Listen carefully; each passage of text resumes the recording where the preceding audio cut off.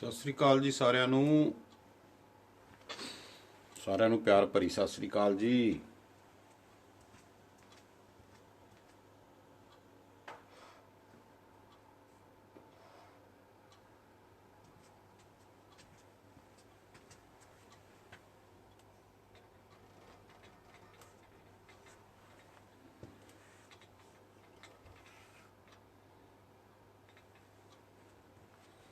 ਹੋਰ ਸਭ ਠੀਕ ਠਾਕ ਹੋ ਜੀ ਸਾਰੇ।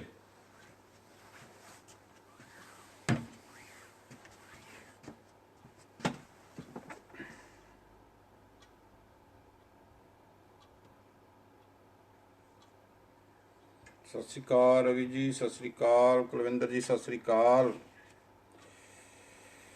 ਸਭ ਨੂੰ ਬਹੁਤ ਬਹੁਤ ਪਿਆਰ ਭਰੀ ਸਤਿ ਸ੍ਰੀ ਅਕਾਲ ਜੀ।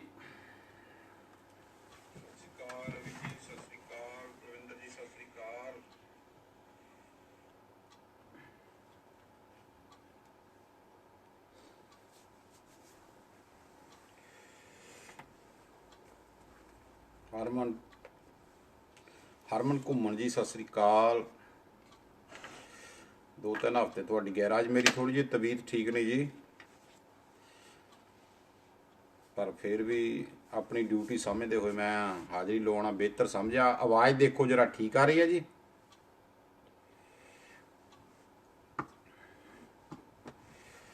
ਰਵੀ ਜੀ ਸਤਿ ਸ੍ਰੀ ਅਕਾਲ। ਹੋਰ ਸਭ ਠੀਕ ਠਾਕ ਹੋ ਜੀ।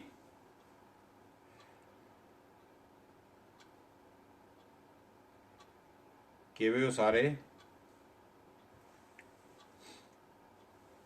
ਹਾਂ ਵਧੀਆ ਠੀਕ ਹੈ ਜੀ। ਆਵਾਜ਼ ਠੀਕ ਆ ਰਹੀ ਹੈ ਜੀ। Okay okay. ਕੁਲਵਿੰਦਰ ਕੌਰ ਜੀ ਸਤਿ ਸ੍ਰੀ ਅਕਾਲ। ਕਿਰਪਾਲ ਸਿੰਘ ਭਾਜੀ ਸਤਿ ਸ੍ਰੀ ਅਕਾਲ ਜੀ।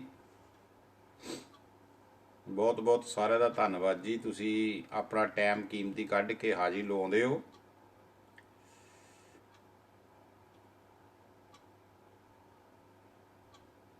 ਸਭ ਤੋਂ ਪਹਿਲਾਂ ਜੀ ਸਾਰਿਆਂ ਨੂੰ ਮੇਰੇ ਵੱਲੋਂ ਕੱਲ ਸਵੇਰੇ ਗੁਰੂ ਨਾਨਕ ਦੇਵ ਜੀ ਸਾਡੇ ਪਹਿਲੇ ਗੁਰੂ, ਉਹਨਾਂ ਦਾ ਜਨਮ ਦਿਨ ਹੈ ਜੀ। ਸਾਰਿਆਂ ਨੂੰ ਸਭ ਤੋਂ ਪਹਿਲਾਂ ਉਹਨਾਂ ਦੇ ਜਨਮ ਦਿਨ ਦੀਆਂ ਬਹੁਤ ਬਹੁਤ ਵਧਾਈਆਂ ਜੀ। ਦੁੱਖ ਦੀ ਗੱਲ ਹੈ ਕਿ ਇਸ ਵਾਰ ਕਿੱਥੇ ਕਿਰਪਾਲ ਸਿੰਘ ਜੀ, ਮੈਂ ਅੱਜ ਤਬੀਅਤ ਕੋਈ ਠੀਕ ਨਹੀਂ ਹੈਗੀ ਜੀ, ਸਵੇਰ ਦਾ ਬੈੱਡ ਤੇ ਹੀ ਪਿਆ। ਤੇ ਉਹ ਸਾਰਿਆਂ ਨੂੰ ਮੇਰੇ ਵੱਲੋਂ ਬਹੁਤ ਬਹੁਤ ਵਧਾਈਆਂ ਜੀ ਗੁਰੂ ਨਾਨਕ ਦੇਵ ਜੀ ਦੇ ਜਨਮ ਦਿਨ ਦੀਆਂ,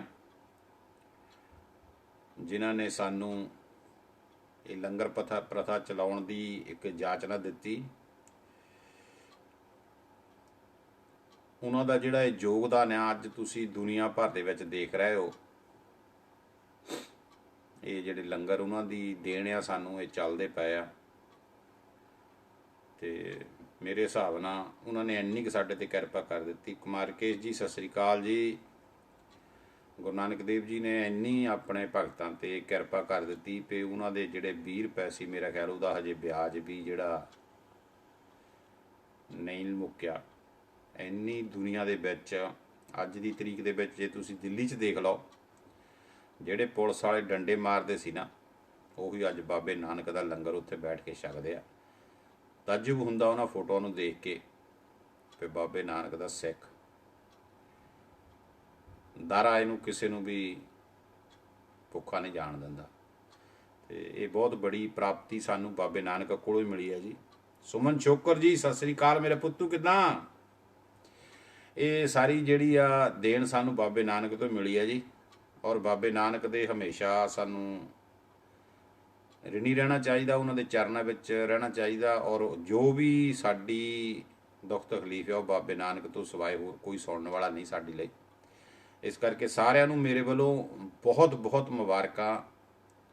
ਧੰਨ ਧੰਨ ਸ਼੍ਰੀ ਗੁਰੂ ਨਾਨਕ ਦੇਵ ਜੀ ਦੇ ਜਨਮ ਦਿਨ ਦੀਆਂ, ਜਿਹੜਾ ਕੱਲ੍ਹ ਨੂੰ ਪੂਰੀ ਦੁਨੀਆ ਦੇ ਵਿੱਚ ਮਨਾਇਆ ਜਾ ਰਿਹਾ। ਪਰ ਬੜੇ ਦੁੱਖ ਦੀ ਗੱਲ ਆ ਕਿ ਕਰੋਨਾ ਦੇ ਕਾਰਨ ਕਈ ਜਗ੍ਹਾਵਾਂ 'ਤੇ ਗੁਰੂ ਘਰਾਂ ਦੇ ਵਿੱਚ ਜਾਣ ਉੱਤੇ ਪਾਬੰਦੀ ਲੱਗੀ ਹੋਈ ਆ। ਸਤਿ ਸ਼੍ਰੀ ਅਕਾਲ ਭੈਣ ਜੀ, ਸਤਿ ਸ਼੍ਰੀ ਅਕਾਲ ਪ੍ਰੀਤੋ ਜੀ। ਕਈ ਜਗ੍ਹਾਵਾਂ ਉੱਤੇ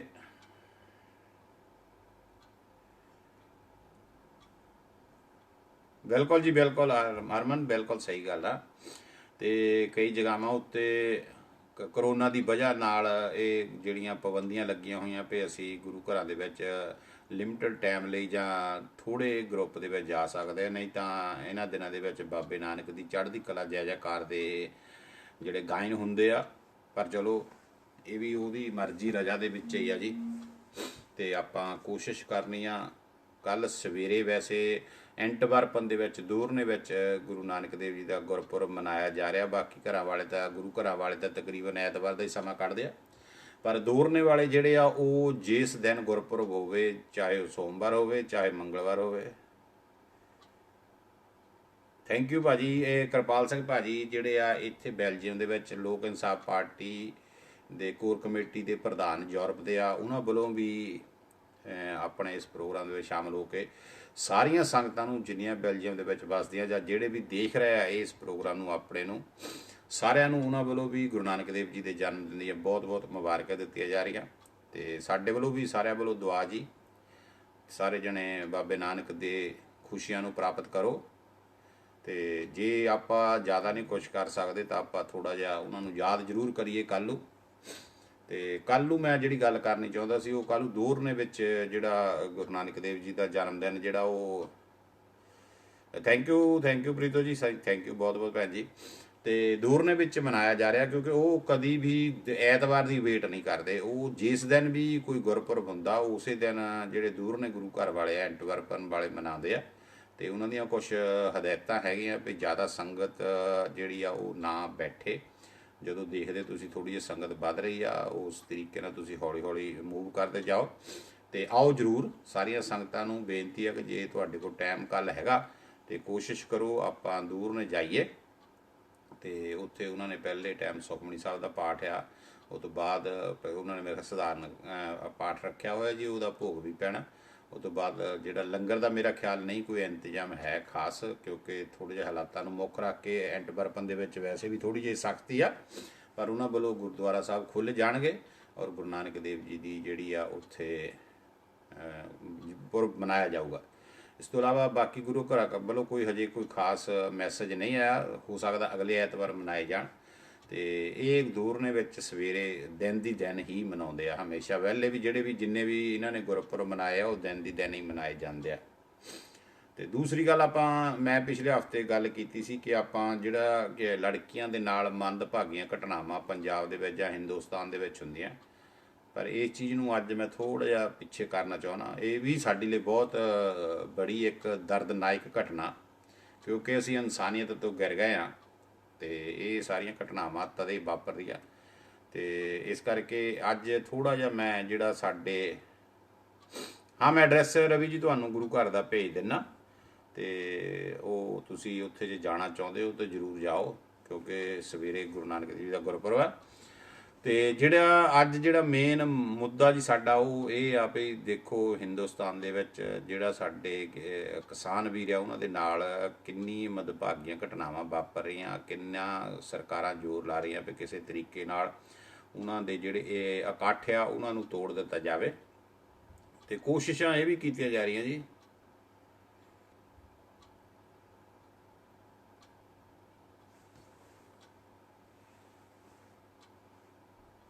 ਨਹੀਂ, ਮੈਂ ਰਣਜੀਤ ਕੌਰ ਜੀ ਕੋਈ ਨਹੀਂ ਇਹ ਕੀਤਾ, ਇਹ ਤਾਂ ਸਾਰਿਆਂ ਦਾ ਸਾਰਿਆਂ ਦਾ ਸਹਿਯੋਗ ਆ ਮੇਰੇ ਭੈਣ ਜੀ। ਤੇ ਇਹ ਆ ਵੀ ਉਹ ਕੁਛ ਗੱਲਾਂ ਜਿਹੜੀਆਂ ਸੀਗੀਆਂ ਉਹ ਉਹਨਾਂ ਨੇ ਗਲਤ ਜਿਹੜੀ ਕਰ ਦਿੱਤੀ ਸੀ, ਉਹਦੇ ਲਈ ਆਪਾਂ ਜਿੱਥੇ ਤੱਕ ਹੋਇਆ ਜ਼ੋਰ ਲਾਇਆ। ਬਾਕੀ ਸਾਰੀਆਂ ਸੰਗਤਾਂ ਨੇ ਬਹੁਤ ਜ਼ੋਰ ਲਾਇਆ ਜੀ। ਤੇ ਉਹ ਵਿੱਚ ਕੁਛ ਬੰਦੇ ਇਸ ਚੀਜ਼ ਨੂੰ ਵੀ ਹਜੇ ਨਾਰਾਜ਼ ਆ, ਉਹ ਚਾਹੁੰਦੇ ਆ ਵੀ ਉਹ ਜਿਹੜੀ ਮਾਫੀ ਜਿਹੜੀ ਉਹ ਮੰਗ ਰਿਹਾ ਉਹ ਆਪਣੇ ਟੀਵੀ ਦੀ ਸਕਰੀਨ 'ਤੇ ਮੰਗਣ। ਤੇ ਮੇਰੀ ਕੋਸ਼ਿਸ਼ ਹੈ, ਪਰ ਮੈਂ ਵਾਅਦਾ ਨਹੀਂ ਕਰਦਾ, ਮੈਂ ਇਸ ਚੀਜ਼ ਨੂੰ ਹਜੇ ਵੀ ਛੱਡਿਆ ਨਹੀਂ। ਤੇ ਕੋਸ਼ਿਸ਼ ਮੇਰੀ ਹੈ। ਉੱਥੇ ਕੱਲ੍ਹ ਮੇਰੀ ਗੱਲਬਾਤ ਵੀ ਫੋਨ ਰਾਹੀਂ ਹੋਈ ਆ ਜਿਹੜੇ ਉਹ ਪ੍ਰੋਗਰਾਮ ਕਰਦੇ ਆ, ਔਰ ਪ੍ਰੋਬਲਮ ਉਹਦੇ ਵਿੱਚ ਇਹ ਆ ਵੀ ਉਹ ਪ੍ਰੋਗਰਾਮ ਜਿਹੜਾ ਜੀ ਉਹ 3-4 ਸਾਲ ਪਹਿਲਾਂ ਦਿਖਾਇਆ ਗਿਆ ਹੋਇਆ ਪ੍ਰੋਗਰਾਮ ਆ। ਤੇ ਉਹ ਪ੍ਰੋਗਰਾਮ ਨਵੀਂ ਰਿਕਾਰਡਿੰਗ ਦਾ ਨਹੀਂ ਹੈਗਾ, ਉਹ ਪੁਰਾਣਾ ਪ੍ਰੋਗਰਾਮ ਆ ਚੱਲਿਆ ਆਉਂਦਾ। ਤੇ ਉਹ ਉਹਨਾਂ ਨੇ ਇਹ ਲੋਕਡਾਊਨ ਦੇ ਵਿੱਚ ਹੁਣ ਪ੍ਰੋਗਰਾਮ ਨਹੀਂ ਬਹੁਤੇ ਬਣਦੇ, ਤੇ ਉਹ ਪ੍ਰੋਗਰਾਮ ਉਹਨਾਂ ਨੇ ਪੁਰਾਣਾ ਬਣਾਇਆ। ਜੇ ਤੁਸੀਂ ਨਵਾਂ ਦੇਖੋਗੇ ਤਾਂ ਉਹਦੇ ਉੱਤੇ ਜ਼ਿਆਦਾਤਰ ਮਾਸਕ ਜਾਂ ਇੱਦਾਂ ਦੀ ਉਹਨਾਂ ਨੂੰ ਕੰਡੀਸ਼ਨ ਹੈਗੀ ਆ। ਤੇ ਜਿੰਨੇ ਪੁਰਾਣੇ ਪ੍ਰੋਗਰਾਮ ਉਹ ਚਲਾ ਰਹੇ ਆ, ਤੇ ਉਹ ਆਪਾਂ ਕੋਸ਼ਿਸ਼ ਇਹ ਹੈ ਆ ਪਰ ਮੈਂ ਇਹਦੇ ਲਈ ਹਜੇ ਕਿਸੇ ਨਾਲ ਪ੍ਰੋਮਿਸ ਨਹੀਂ ਕਰਨਾ ਚਾਹੁੰਦਾ, ਕਿਉਂਕਿ ਸਾਡੀ ਜਿਹੜੀ ਕੌਮ ਦੇ ਵਿੱਚ ਵਿਦਵਾਨ ਬਹੁਤ ਬੈਠਿਆ, ਤੇ ਫਿਰ ਉਹ ਮੇਰੀ ਖਿਚਾਈ ਬਹੁਤ ਬੁਰੀ ਤਰੀਕੇ ਨਾਲ ਕਰਨਗੇ।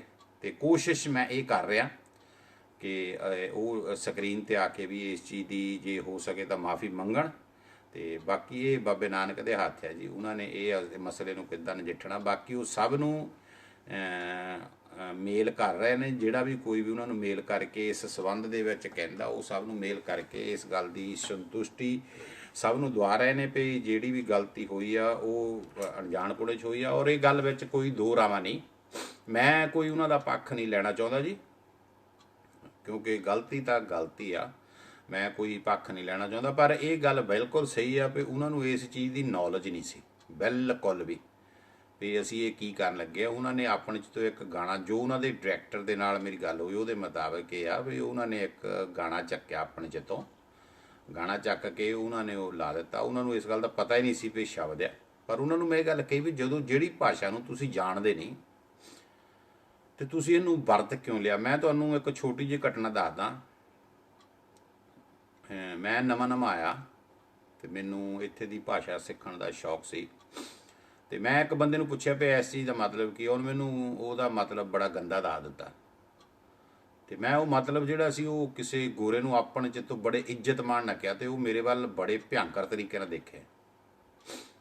ਉਸ ਵੇਲੇ ਇਹ ਮੇਰੀ ਗਲਤੀ ਸੀ ਵੀ ਮੈਂ ਉਸ ਬੰਦੇ ਤੇ ਭਰੋਸਾ ਕਰ ਲਿਆ, ਜਾਂ ਸਮਝ ਲਓ ਵੀ ਮੈਂ ਸੋਚਿਆ ਸਮਝਿਆ ਨਹੀਂ। ਮੈਂ ਤਾਂ ਆਪਣੇ 'ਚ ਤੋਂ ਕੋਸ਼ਿਸ਼ ਕੀਤੀ ਵੀ ਇਹ ਬਹੁਤ ਇੱਜ਼ਤ ਮਾਣ ਵਾਲਾ ਇਹ ਸ਼ਬਦ ਹੋਊਗਾ ਤੇ ਮੈਂ ਇਸ ਬੰਦੇ ਨੂੰ ਕਹਾਂ ਤੇ ਖੁਸ਼ ਹੋਊਗਾ, ਜਦ ਕਿ ਉਹ ਖੁਸ਼ ਹੋਣ ਦੀ ਬਜਾਏ ਮੇਰੇ ਮਤਲਬ ਭਿਆਨਕ ਤਰੀਕੇ ਨਾਲ ਉਹ ਮੇਰੇ ਗਲ ਪੈ ਗਿਆ। ਤੇ ਹੁਣ ਮੈਨੂੰ ਇੱਕ ਦਿਨ ਇਕੱਲਾ ਹੋਇਆ ਜਦੋਂ ਮੈਂ, ਹੁਣ ਮੈਨੂੰ ਪੁੱਛਿਆ ਵੀ ਤੂੰ ਇਹ ਮੈਨੂੰ ਇਦਾਂ ਕਿਉਂ ਕਿਹਾ ਸੀ। ਮੈਂ ਕਿਹਾ ਵੀ ਮੈਨੂੰ ਇਹਦਾ ਮਤਲਬ ਨਹੀਂ ਪਤਾ, ਮੈਂ ਤਾਂ ਕਿਸੇ ਨੇ ਮੈਨੂੰ ਦੱਸਿਆ ਵੀ ਇਹ ਤਾਂ ਬਹੁਤ ਵਧੀਆ ਗੱਲ ਹੁੰਦੀ ਹੈ, ਜੇ ਕਿਸੇ ਗੋਰੇ ਨੂੰ ਕਹੋ ਬੜਾ ਖੁਸ਼ ਹੁੰਦਾ, ਉਹ ਪ੍ਰਾਊਡ ਫੀਲ ਕਰਦਾ ਵੀ ਇਸ ਬੰਦੇ ਨੇ ਮੈਨੂੰ ਇੱਜ਼ਤ ਮਾਣ ਸਤਿਕਾਰ ਦਿੱਤਾ। ਤੇ ਉਹ ਕਹਿੰਦਾ ਵੀ ਤੈਨੂੰ ਇਹਦਾ ਮਤਲਬ ਪਤਾ ਹੋਣਾ ਜ਼ਰੂਰੀ ਚਾਹੀਦਾ, ਵੀ ਤੂੰ ਬਿਨਾਂ ਮਤਲਬ ਤੋਂ ਬਿਨਾਂ ਇਹਨੂੰ ਸੋਚੇ ਸਮਝੇ ਤੋਂ ਇਹ ਗੱਲ ਮੈਨੂੰ ਕਹਿ ਦਿੱਤੀ, ਜਦ ਕਿ ਇਹਦਾ ਮਤਲਬ ਆ ਹੁੰਦਾ। ਤੇ ਤੁਸੀਂ ਯਕੀਨ ਕਰੋ ਮੇਰੇ ਪੈਰਾਂ ਥੱਲੇ ਜ਼ਮੀਨ ਨਿਕਲ ਗਈ, ਮੈਨੂੰ ਇਸ ਗੱਲ ਦੀ ਬੜੀ ਸ਼ਰਮ ਆਈ।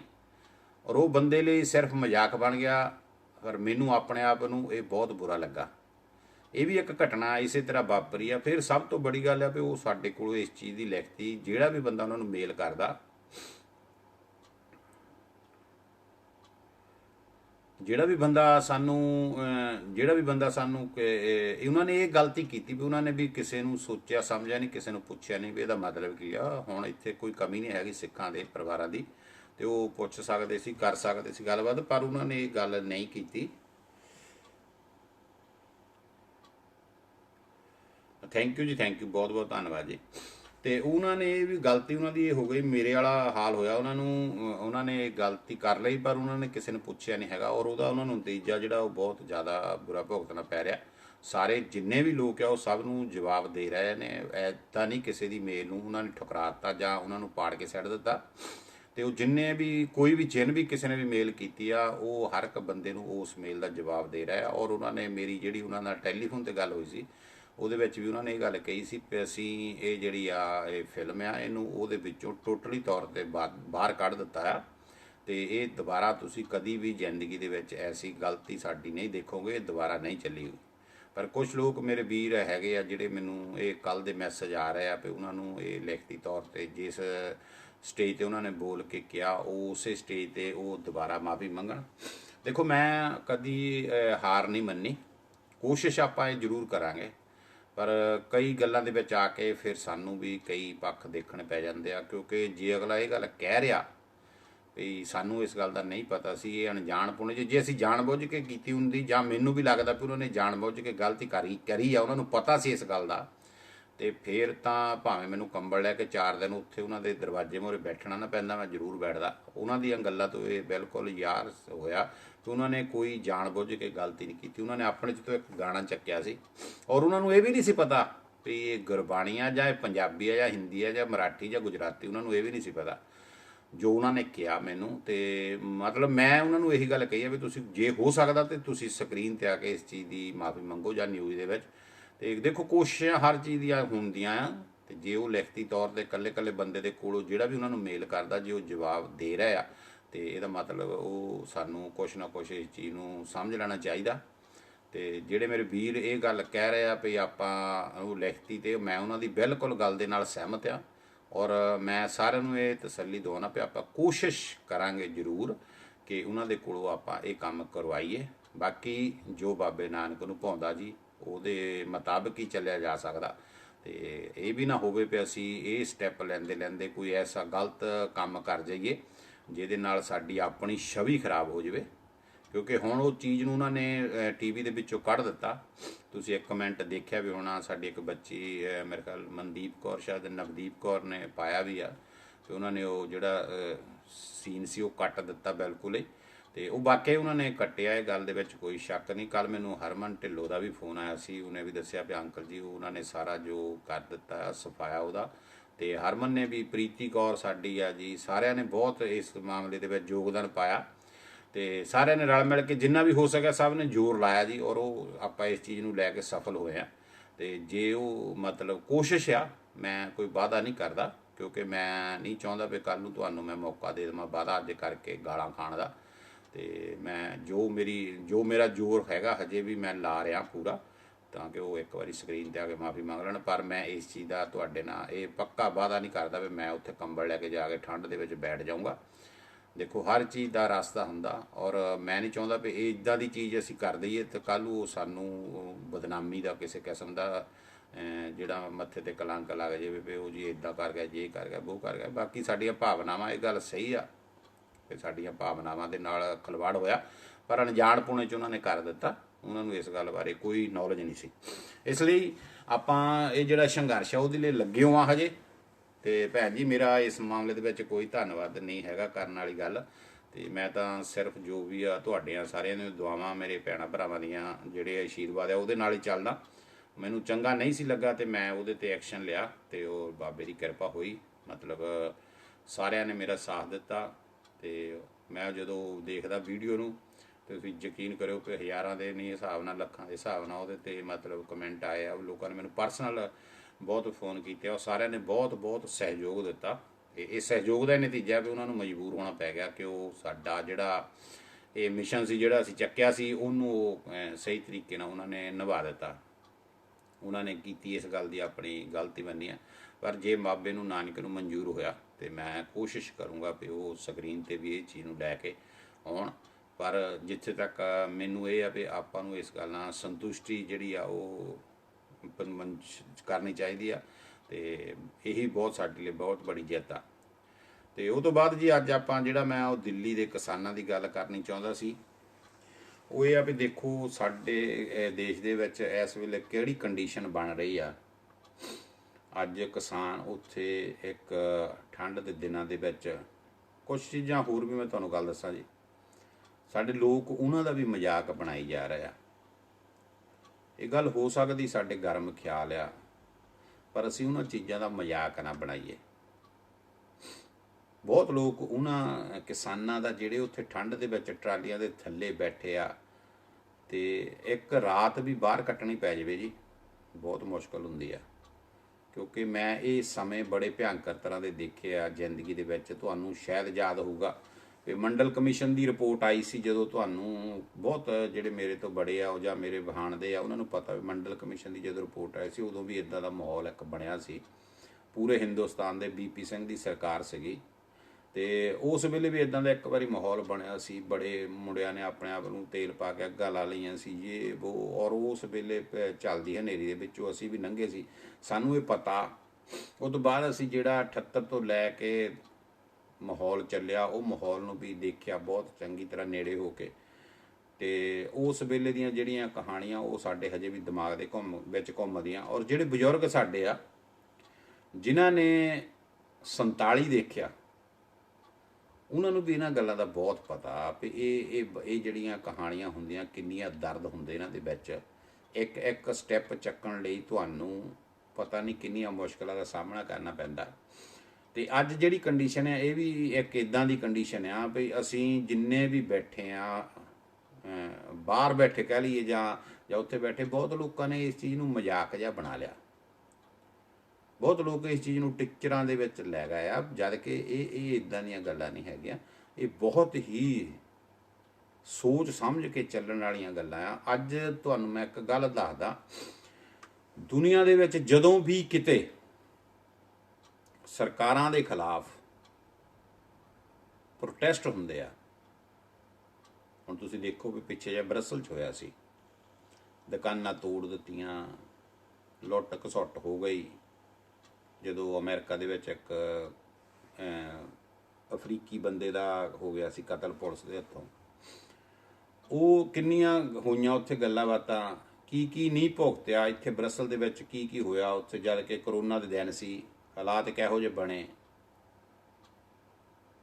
ਇਹ ਪਹਿਲੀ ਵਾਰ ਇਤਿਹਾਸ ਦੇ ਵਿੱਚ ਹੋ ਰਿਹਾ ਪਈ ਬਹੁਤ ਸ਼ਾਂਤਮਈ ਤਰੀਕੇ ਦੇ ਨਾਲ ਲੋਕ ਦਿੱਲੀ ਵੱਲ ਨੂੰ ਕੂਚ ਕਰ ਰਹੇ ਆ, ਜਿਹੜਾ ਕਿ ਉਹਨਾਂ ਦਾ ਪਰਸਨਲ ਹੱਕ ਬਣਦਾ। ਕਿਉਂਕਿ ਆਪਣੇ ਘਰ ਤੋਂ ਦੂਜੇ ਘਰ ਜਾਣਾ, ਮੈਨੂੰ ਨਹੀਂ ਲੱਗਦਾ ਵੀ ਸਾਨੂੰ ਰਾਸਤੇ ਦੇ ਵਿੱਚ ਕੱਡਿਆਂ ਦੀਆਂ ਬਾੜਾਂ ਟੱਪ ਕੇ ਜਾਣ ਦੀ ਲੋੜ ਆ। ਸਾਨੂੰ ਸਿੰਪਲ ਤਰੀਕੇ ਨਾਲ ਉੱਥੇ ਅਸੀਂ ਪਹੁੰਚਣ ਦੀ ਸਾਨੂੰ ਇਜਾਜ਼ਤ ਹੋਣੀ ਚਾਹੀਦੀ ਆ। ਤੇ ਕੋਈ ਅਸੀਂ ਖੱਪ ਨਹੀਂ ਕੀਤੀ, ਕੋਈ ਕਿਸਮ ਦਾ ਕੋਈ ਲੜਾਈ ਝਗੜਾ ਨਹੀਂ ਹੋਇਆ, ਸਭ ਕੁਝ ਬੜੇ ਸ਼ਾਂਤੀਮਈ ਤਰੀਕੇ ਨਾਲ ਜਾ ਰਹੇ ਆ। ਠੀਕ ਹੈ ਨਾ ਜੀ।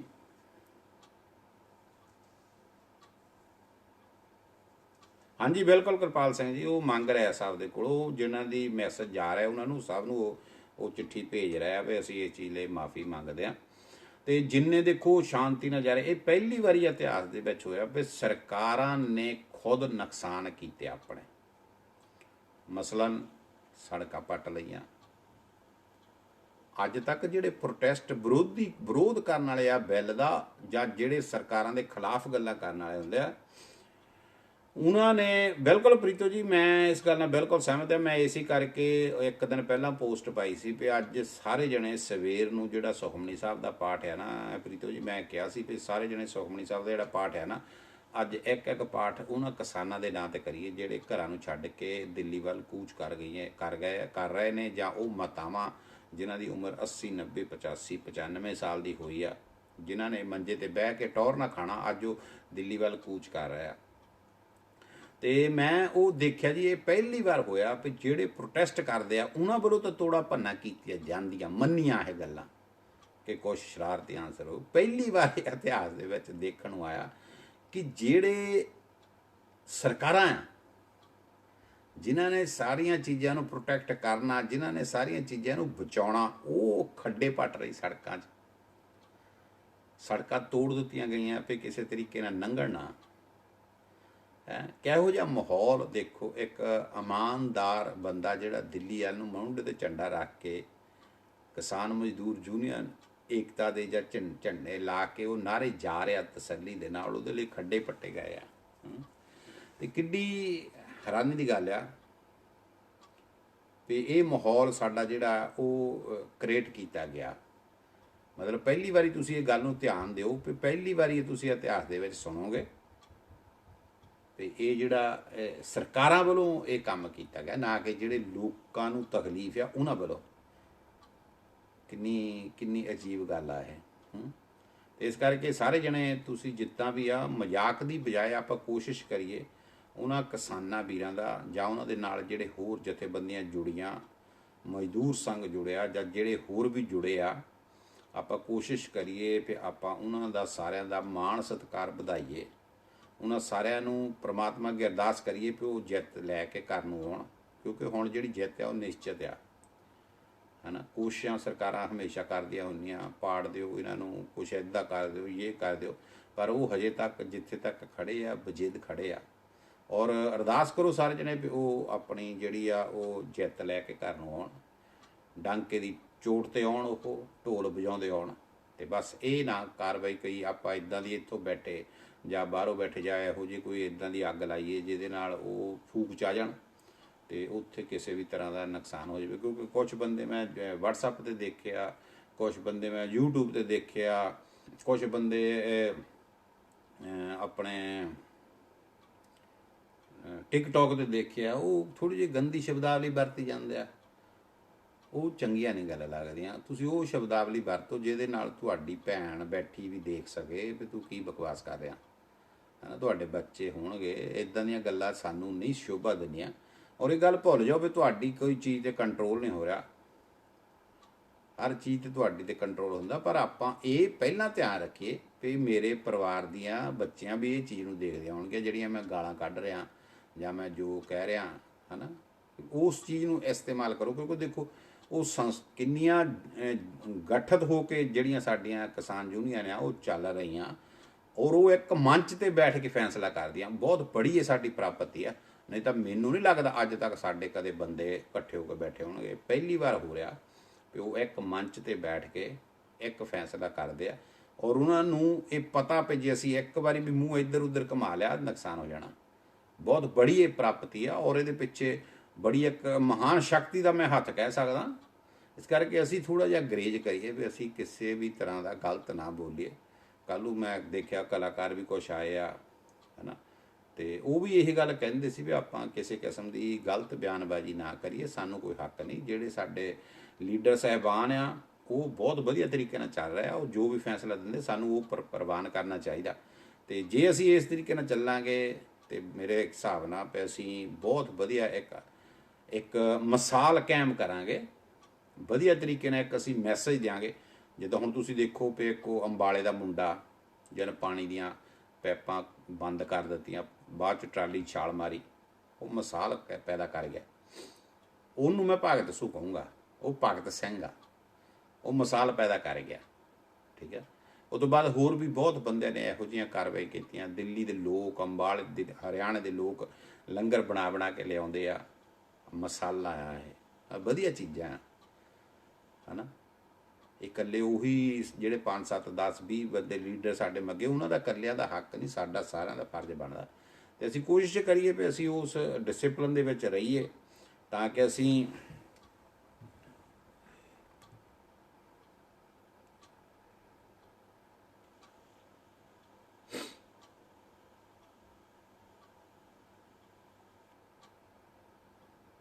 ਬਿਲਕੁਲ। ਇਹ ਤੁਹਾਡੀ ਰਣਜੀਤ ਕੌਰ ਜੀ ਗੱਲ ਸਹੀ ਆ। ਇਹ ਸਾਰਾ ਗਾਲਾਂ ਦਾ ਨਤੀਜਾ ਜੀ ਇਹ। ਅਤੇ ਦੂਸਰਾ ਜਿਹੜਾ ਸਾਡਾ ਨਾ, ਜਿਹੜੀ ਸਾਡੀ ਜਾਤ ਪਾਤ ਦੇ ਮਸਲੇ ਆ, ਇਹ ਬਹੁਤ ਬੜੀਆ ਇਹਦੇ ਵਿੱਚ ਰੋਲ ਅਦਾ ਕਰ ਰਿਹਾ ਜੀ। ਇਹ ਚੀਜ਼ਾਂ ਜਿਹੜੀਆਂ ਨਾ,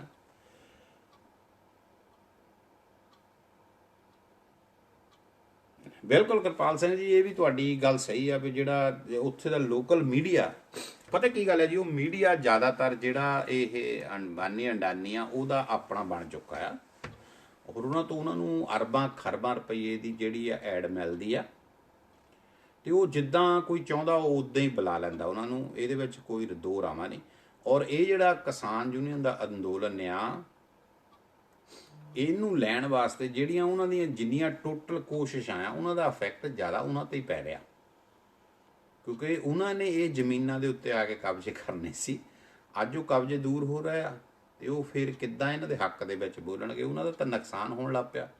ਲੋਕਾਂ ਨੇ ਜੀਓ ਦੇ ਫੋਨ ਬੰਦ ਕਰ ਦਿੱਤੇ, ਲੋਕਾਂ ਨੇ ਹੋਰ ਬਹੁਤ ਇਹੋ ਜਿਹੀਆਂ ਗੱਲਾਂ ਕੀਤੀਆਂ ਜਿਹਨਾਂ ਦੇ ਨਾਲ ਉਹਨਾਂ ਦਾ ਸਿੱਧੇ ਤੌਰ 'ਤੇ ਨੁਕਸਾਨ ਹੋ ਰਿਹਾ, ਅਤੇ ਉਹ ਕੁਦਰਤੀ ਆ, ਉਹ ਹੋਰ ਪੈਸਾ ਲਾ ਕੇ ਮੀਡੀਆ ਨੂੰ ਇਸ ਪਾਸੇ ਲਿਆਉਣਗੇ। ਹੁਣ ਉਹ ਜਿੱਦਾਂ ਖਾਲਿਸਤਾਨ ਦੀ ਗੱਲ ਕਰਨ ਲੱਗ ਪਿਆ, ਜਦ ਕਿ ਗੱਲ ਕੋਈ ਉੱਥੇ ਮਾਇਨਾ ਨਹੀਂ ਰੱਖਦੀ, ਕੋਈ ਵੀ ਇੱਦਾਂ ਦੀ ਗੱਲ ਨਹੀਂ ਹੈਗੀ, ਪਰ ਉਹਨਾਂ ਨੇ ਚੱਕ ਲਈ ਇਹ ਗੱਲ ਨੂੰ, ਹੈ ਨਾ। ਅਤੇ ਇਸ ਕਰਕੇ ਇਹ ਜਿਹੜੀਆਂ ਬਾਕੀ ਤਾਂ ਕਿਰਪਾਲ ਸਿੰਘ ਜੀ, ਇਹ ਜਿਹੜੀਆਂ ਘਟਨਾਵਾਂ ਨਾ ਛੋਟੀਆਂ ਮੋਟੀਆਂ, ਜ਼ਿੰਦਗੀ ਦਾ ਮੇਰੀ ਦਾ ਤਜਰਬਾ, ਇਹ ਆਉਂਦੀਆਂ ਜਾਂਦੀਆਂ ਰਹਿੰਦੀਆਂ। ਇਹ ਅੱਜ ਤੋਂ ਨਹੀਂ, ਤੁਸੀਂ ਗੁਰੂ ਗੋਬਿੰਦ ਸਿੰਘ ਜੀ ਦੀ ਲੜਾਈ ਨੂੰ ਦੇਖ ਲਓ, ਫਿਰ ਤੁਸੀਂ ਦੇਖੋ ਜੀ ਜਦੋਂ ਰਮਾਇਣ 'ਚ ਦੇਖ ਲਓ, ਰਾਵਣ ਦਾ ਭਰਾ ਹੀ ਦੁਸ਼ਮਣ ਬਣ ਕੇ ਬਹਿ ਗਿਆ। ਕਿਸੇ ਵੀ ਟਾਈਮ ਦਾ ਤੁਸੀਂ ਇਤਿਹਾਸ ਕੱਢ ਕੇ ਦੇਖ ਲਓ ਕਿਰਪਾਲ ਸਿੰਘ ਜੀ, ਇਹ ਹਰ ਜਗ੍ਹਾ ਹੀ ਇਹ ਕੰਮ ਹੋਇਆ। ਪਰ ਜਿਹੜੇ ਬੰਦੇ ਇਮਾਨਦਾਰੀ ਨਾਲ ਲੱਗੇ ਰਹੇ ਨਾ, ਉਹ ਲੱਗੇ ਰਹੇ ਆ, ਔਰ ਹਮੇਸ਼ਾ ਜਿੱਤ ਇਮਾਨਦਾਰੀ ਦੀ ਹੁੰਦੀ ਆ। ਇਸ ਕਰਕੇ ਛੋਟੀਆਂ ਚੀਜ਼ਾਂ ਵੱਲ ਧਿਆਨ ਦੇਣ ਦੀ ਲੋੜ ਹੀ ਨਹੀਂ। ਮੈਂ ਇਸ ਦੁਨੀਆ ਨੂੰ ਬਹੁਤ ਨੇੜੇ ਹੋ ਕੇ ਦੇਖਿਆ, ਅਤੇ ਕਦੀ ਵੀ ਉਸ ਬੰਦੇ ਦੀ ਗਲਤ ਦੀ ਜਿੱਤ ਕਦੀ ਵੀ ਨਹੀਂ ਹੁੰਦੀ। ਅਤੇ ਕਈ ਵਾਰੀ ਇੱਦਾਂ ਹੁੰਦੀ ਆ ਜੀ, 2-3 ਦਿਨ ਵਾਸਤੇ ਉਹ ਰਾਜਾ ਬਣ ਜਾਂਦਾ, ਪਰ ਬਹੁਤੀ ਦੇਰ ਟਿਕ ਨਹੀਂ ਪਾਉਂਦਾ। ਇਸ ਕਰਕੇ ਇਹਨਾਂ ਚੀਜ਼ਾਂ ਵੱਲ ਆਪਾਂ ਨੂੰ ਦੇਖਣ ਦੀ ਲੋੜ ਹੀ ਨਹੀਂ ਹੈਗੀ, ਕਿਉਂਕਿ ਇਹ ਤਾਂ ਸਾਡੇ ਨਾਲ ਹੁੰਦਾ ਆ। ਜੇ ਅੱਜ ਡੋਗਰੇ ਨਾ ਹੁੰਦੇ ਤੇ ਮਹਾਰਾਜਾ ਰਣਜੀਤ ਸਿੰਘ ਦਾ ਰਾਜ ਨਾ ਸੀ ਡੁੱਬਣਾ। ਅੱਜ ਪੰਜਾਬ ਦਾ, ਅੱਜ ਦਾ ਦੇਖ ਲਓ ਪੰਜਾਬ, ਜੇ ਅੱਜ ਦੇ ਪੰਜਾਬ ਦੀ ਗੱਲ ਕਰੀਏ ਤਾਂ ਇਹੀ ਅੱਜ ਫੇਰ ਹੋ ਰਿਹਾ। ਬਹੁਤ ਤਾਕਤਾਂ ਲੱਗੀਆਂ ਅੰਦਰ ਖਾਤੇ, ਜਿਹੜੀਆਂ ਇਸ ਅੰਦੋਲਨ ਨੂੰ ਫੇਲ ਕਰਨ ਲਈ ਲੱਗੀਆਂ, ਇਸ ਕਰਕੇ ਇਹ ਚੀਜ਼ਾਂ ਵੱਲ ਤਾਂ ਆਪਾਂ ਧਿਆਨ ਦੇਣ ਦੀ ਲੋੜ ਹੀ ਨਹੀਂ। ਜੇ ਕਿਤੇ ਸਾਡੇ ਲੋਕ ਇਹ ਗੱਲ ਸੋਚ ਲੈਂਦੇ ਤੇ ਅੱਜ ਬਿਹਾਰ ਦੇ ਵਿੱਚੋਂ ਜਿੱਤ ਕੇ ਉੱਥੇ ਫੇਰ ਇਹਨਾਂ ਦੀ ਸਰਕਾਰ ਨਹੀਂ ਸੀ ਬਣਨੀ। ਉਹਦੇ ਪਿੱਛੇ ਵੀ ਇਹ ਤਾਕਤਾਂ ਦਾ ਕੰਮ ਆ, ਇੱਕ ਇੱਕ ਛੋਟੇ ਛੋਟੇ ਪੈਗ ਦਾ ਕੰਮ ਆ। ਤੇ ਇਸ ਕਰਕੇ ਕਿਰਪਾਲ ਸਿੰਘ ਜੀ ਇਹ ਚੀਜ਼ਾਂ ਨੂੰ ਦੇਖਣ ਦੀ ਲੋੜ ਨਹੀਂ। ਅਸੀਂ ਇੱਕ ਚੀਜ਼ ਸਿਰਫ ਦੇਖਣੀ ਆ ਵੀ ਸਾਡੇ ਨਾਲ ਸੱਚਾਈ ਆ ਔਰ ਉਹ ਸੱਚਾਈ ਨੂੰ ਅਸੀਂ ਕਿੱਦਾਂ ਬਰਕਰਾਰ ਰੱਖਣਾ। ਤੇ ਜੇ ਸੱਚਾਈ ਬਰਕਰਾਰ ਰਹਿ ਗਈ ਤੇ ਸਾਡੀ ਜਿੱਤ ਬਹੁਤ ਬੜੀ ਹੋਊਗੀ। ਜੇ ਕੁਛ ਗਲਤ ਕਰ ਗਏ ਅਸੀਂ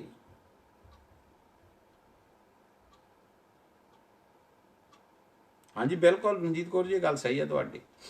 ਤੇ ਫਿਰ ਉਹ ਸਾਡੀਆਂ ਲਾਗ ਡਾਟਾ ਬਹੁਤ ਹੈ ਜੀ, ਉੱਥੇ ਲਾਗ ਡਾਟਾ ਬਹੁਤ ਕੰਮ ਖਰਾਬ ਕਰ ਦਿੰਦੇ ਆ ਕਈ ਵਾਰੀ ਆਪਸੀ ਸਾਡੇ। ਪਰ ਅੱਜ ਦੀ ਤਰੀਕ ਦੇ ਵਿੱਚ ਇਹ ਚੀਜ਼ਾਂ ਸਾਰੀਆਂ ਪਿੱਛੇ ਰੱਖ ਕੇ ਲੋਕ ਇੱਕ ਮੰਚ ਤੇ ਇਕੱਠੇ ਹੋਏ ਆ ਔਰ ਇਹ ਬਹੁਤ ਬੜੀ ਇੱਕ ਮਿਸਾਲ ਹੋਊਗੀ ਜੀ, ਇਤਿਹਾਸ ਬਣੂਗਾ ਇਸ ਦੁਨੀਆ ਦਾ ਉੱਤੇ ਵੀ ਇਹ ਸਾਰਾ ਕੁਝ ਜਿਹੜਾ ਉਹ ਕਾਮਯਾਬੀ ਵੱਲ ਨੂੰ ਜਾ ਰਿਹਾ। ਤੇ ਬਾਬਾ ਮਿਹਰ ਕਰੂਗਾ ਜੀ, ਇਹ ਬਹੁਤ ਵਧੀਆ ਤਰੀਕੇ ਨਾਲ ਕਾਮਯਾਬੀ ਮਿਲੂਗੀ। ਤੇ ਸਾਰੇ ਜਣੇ ਕੋਸ਼ਿਸ਼ ਕਰੋ, ਅਰਦਾਸਾਂ ਕਰੋ। ਕੱਲ ਬਾਬੇ ਨਾਨਕ ਜੀ ਦਾ ਜਨਮ ਦਿਨ ਆ, ਵੀ ਸੱਚੇ ਪਾਤਸ਼ਾਹ ਜਿੱਥੇ ਅਸੀਂ ਤੁਹਾਡੇ ਜਨਮ ਦਿਨ ਦੀਆਂ ਸਭ ਨੂੰ ਵਧਾਈਆਂ ਦਿੰਦੇ ਆ, ਉੱਥੇ ਅੱਜ ਤੁਹਾਡੇ ਚਰਨਾਂ ਵਿੱਚ ਅਸੀਂ ਅਰਦਾਸ ਕਰਦੇ ਵੀ ਇਹ ਜਿਹੜੀ ਜਿੱਤ ਆ ਇਹ ਕਿਸਾਨ ਲੈ ਕੇ ਆਪਣੇ ਘਰ ਨੂੰ ਢੋਲ ਦੇ ਡਗੇ ਉੱਤੇ ਆਉਣ, ਨਾ ਕਿ ਨਿਰਾਸ਼ਾਜਨਕ ਆਉਣ। ਤੇ ਮੈਨੂੰ ਲੱਗਦਾ ਨਹੀਂ ਵੀ ਉਹ ਨਿਰਾਸ਼ਾਜਨਕ ਆਉਣਗੇ, ਕਿਉਂਕਿ ਇਤਿਹਾਸ ਗਵਾਹ ਆ ਜੀ, ਜਦੋਂ ਵੀ ਕਦੀ ਅਤਿਆਚਾਰ ਹੋਇਆ ਔਰ ਦੁਨੀਆ ਲਾਮਬੰਦ ਹੋ ਗਈ, ਇੱਕ ਸਾਰ ਹੋ ਕੇ ਚੱਲ ਪਈ, ਉਸ ਵੇਲੇ ਹਮੇਸ਼ਾ ਜਿੱਤ ਹੀ ਹੁੰਦੀ ਹੈ। ਔਰ ਇਹ ਜਿੱਤ ਜਿਹੜੀ ਆ ਇਹ ਸਾਨੂੰ ਹਮੇਸ਼ਾ ਹਮੇਸ਼ਾ ਵਾਸਤੇ ਮਿਲੂਗੀ ਔਰ ਇਹਦੇ ਲਈ ਸਰਕਾਰਾਂ ਨੂੰ ਝੁਕਣਾ ਪਊਗਾ, ਬਸ਼ਰਤ ਕਿ ਅਸੀਂ ਬਕਾਊ ਨਾ ਕਿਸੇ ਗੱਲੋਂ ਬਣ ਜਾਈਏ। ਬਸ ਇੰਨੀ ਜ਼ਰੂਰੀ ਗੱਲ ਆ। ਤੇ ਬਾਕੀ ਕੋਸ਼ਿਸ਼ ਹੋਊਗੀ, ਪ੍ਰਮਾਤਮਾ ਕਿਰਪਾ ਕਰੂਗਾ, ਅਸੀਂ ਇਹ ਜਿੱਤ ਜਿਹੜੀ ਆ ਇਹ ਲੈ ਕੇ ਹਮੇਸ਼ਾ ਲਈ ਆਵਾਂਗੇ ਤੇ ਬਾਬਾ ਮਿਹਰ ਕਰੂਗਾ।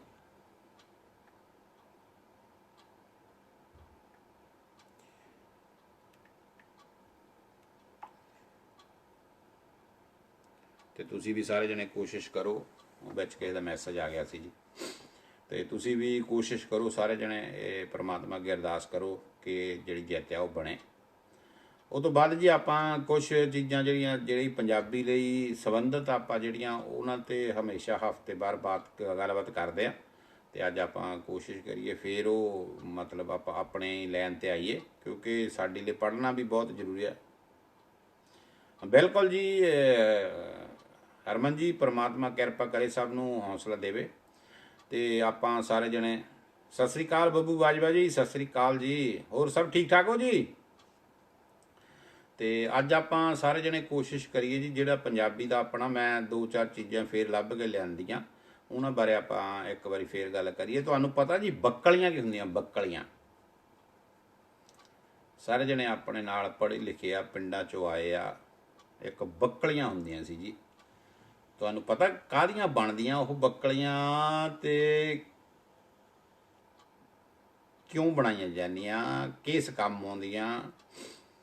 ਬੱਕਲੀਆਂ ਹੋ ਸਕਦਾ ਜੀ ਇੱਧਰ ਸਾਡੇ ਦੁਆਬੇ 'ਚ ਤਾਂ ਬੱਕਲੀਆਂ ਕਹਿੰਦੇ ਆ, ਹੋ ਸਕਦਾ ਕੁਛ ਨੇੜੇ ਤੇੜੇ ਕੁਛ ਹੋਰ ਵੀ ਚੀਜ਼ ਉਹਨੂੰ ਕਹਿੰਦੇ ਹੋਣ, ਵੀ ਮੈਨੂੰ ਬਾਹਰਲੀ ਜ਼ਿਆਦਾ ਨਹੀਂ ਭਾਸ਼ਾ ਤਾਂ ਪਤਾ। ਸਾਡੇ ਦੁਆਬੇ 'ਚ ਬੱਕਲੀਆਂ ਕਿਹਾ ਜਾਂਦਾ। ਕੀ ਹੁੰਦਾ ਜੀ? ਨਹੀਂ ਜੀ ਰਪ੍ਰੀਤੋ ਜੀ, ਇਹ ਨਹੀਂ ਠੀਕ ਹੈਗਾ ਜੀ। ਉੱਬੇ ਛੋਲੇ ਨਹੀਂ ਬੱਕਲੀਆਂ ਹੁੰਦੀਆਂ ਜੀ, ਨਹੀਂ।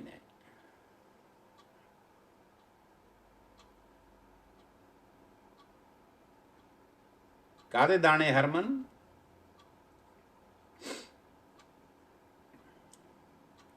ਕਾਹਦੇ ਦਾਣੇ ਹੁੰਦੇ ਆ ਜਿਹੜੇ ਆਪਾਂ ਉਬਾਲਦੇ ਆ? ਬੱਕਲੀਆਂ ਉਹਨਾਂ ਨੂੰ ਕਿਹਾ ਜਾਂਦਾ, ਬੱਕਲੀਆਂ। ਬੱਬਾ ਬੱਬੇ ਤੇ ਆਦਕ, ਕੱਕਾ ਲੱਲਾ ਲੱਲੇ ਸਿਆਰੀ,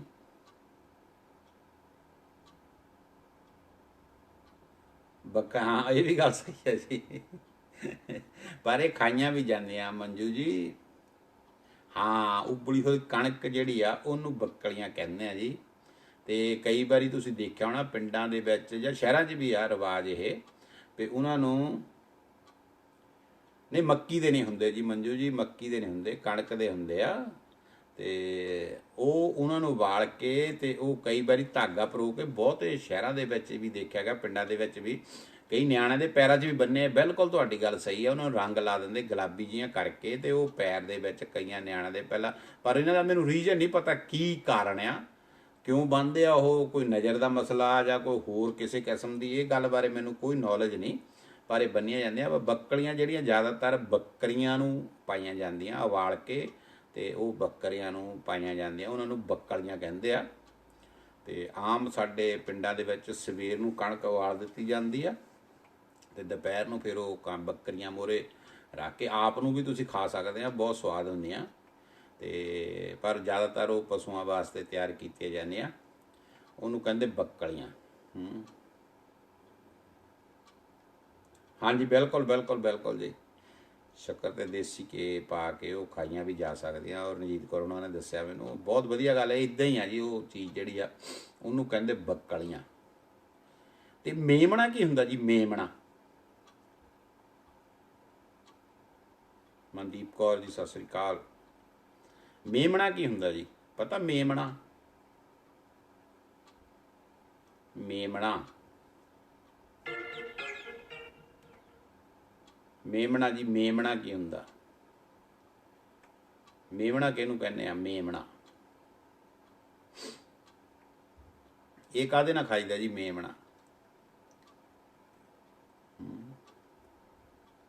ਹਾਂਜੀ ਐਨੀਮਲ, ਬਿਲਕੁਲ। ਹਾਂਜੀ ਮਨੀ ਬੈਲਜੀਅਮ, ਬਿਲਕੁਲ ਜੀ, ਉਹ ਖਾਂਦੇ ਆਪਾਂ ਬੱਕਰੀ ਦਾ ਬੱਚਾ ਮੇਮਣਾ, ਬਿਲਕੁਲ। ਅੱਛਾ, ਬੱਕਲੀਆਂ ਦੇ ਨਾਲ ਜੀ ਸਾਡਾ ਹਾਜ਼ਮਾ ਜਿਹੜਾ ਉਹ ਠੀਕ ਹੁੰਦਾ, ਬਿਲਕੁਲ, ਇਹ ਵੀ ਗੱਲ ਸਹੀ ਹੈ ਜੀ। ਲਾਈਟ ਹੁੰਦੀ ਆ ਨਾ ਜੀ ਇਹ ਕਣਕ ਜਿਹੜੀ ਆ ਵਾਲੀ, ਉਹ ਲਾਈਟ ਹੋ ਜਾਂਦੀ ਹੈ। ਜਿੱਦਾਂ ਦਲੀਆ ਕਈ ਵਾਰੀ ਖਾਂਦੇ ਆਪਾਂ, ਦਲੀਆ, ਦਲੀਆ ਵੀ ਪਤਾ ਜੀ ਦਲੀਆ ਕੀ ਹੁੰਦਾ? ਮੇਮਣੇ ਨੂੰ ਸਾਈਡ 'ਤੇ ਰੱਖਦਾ, ਪਹਿਲਾਂ ਦਲੀਆ ਦੇਖਦੇ ਕੀ ਪਤਾ ਹੁੰਦਾ ਜੀ। ਦਲੀਆ, ਸਤਿ ਸ਼੍ਰੀ ਅਕਾਲ ਰੂਪੀ ਜੀ। ਦਲੀਆ ਕੀ ਹੁੰਦਾ ਜੀ, ਪਤਾ ਕੁਛ? ਦਲੀਆ, ਦਲੀਆ ਤਾਂ ਮੇਮਣਾ ਦੋ ਬਾਰੇ ਦੱਸੋ ਜੀ ਕੀ ਹੁੰਦਾ?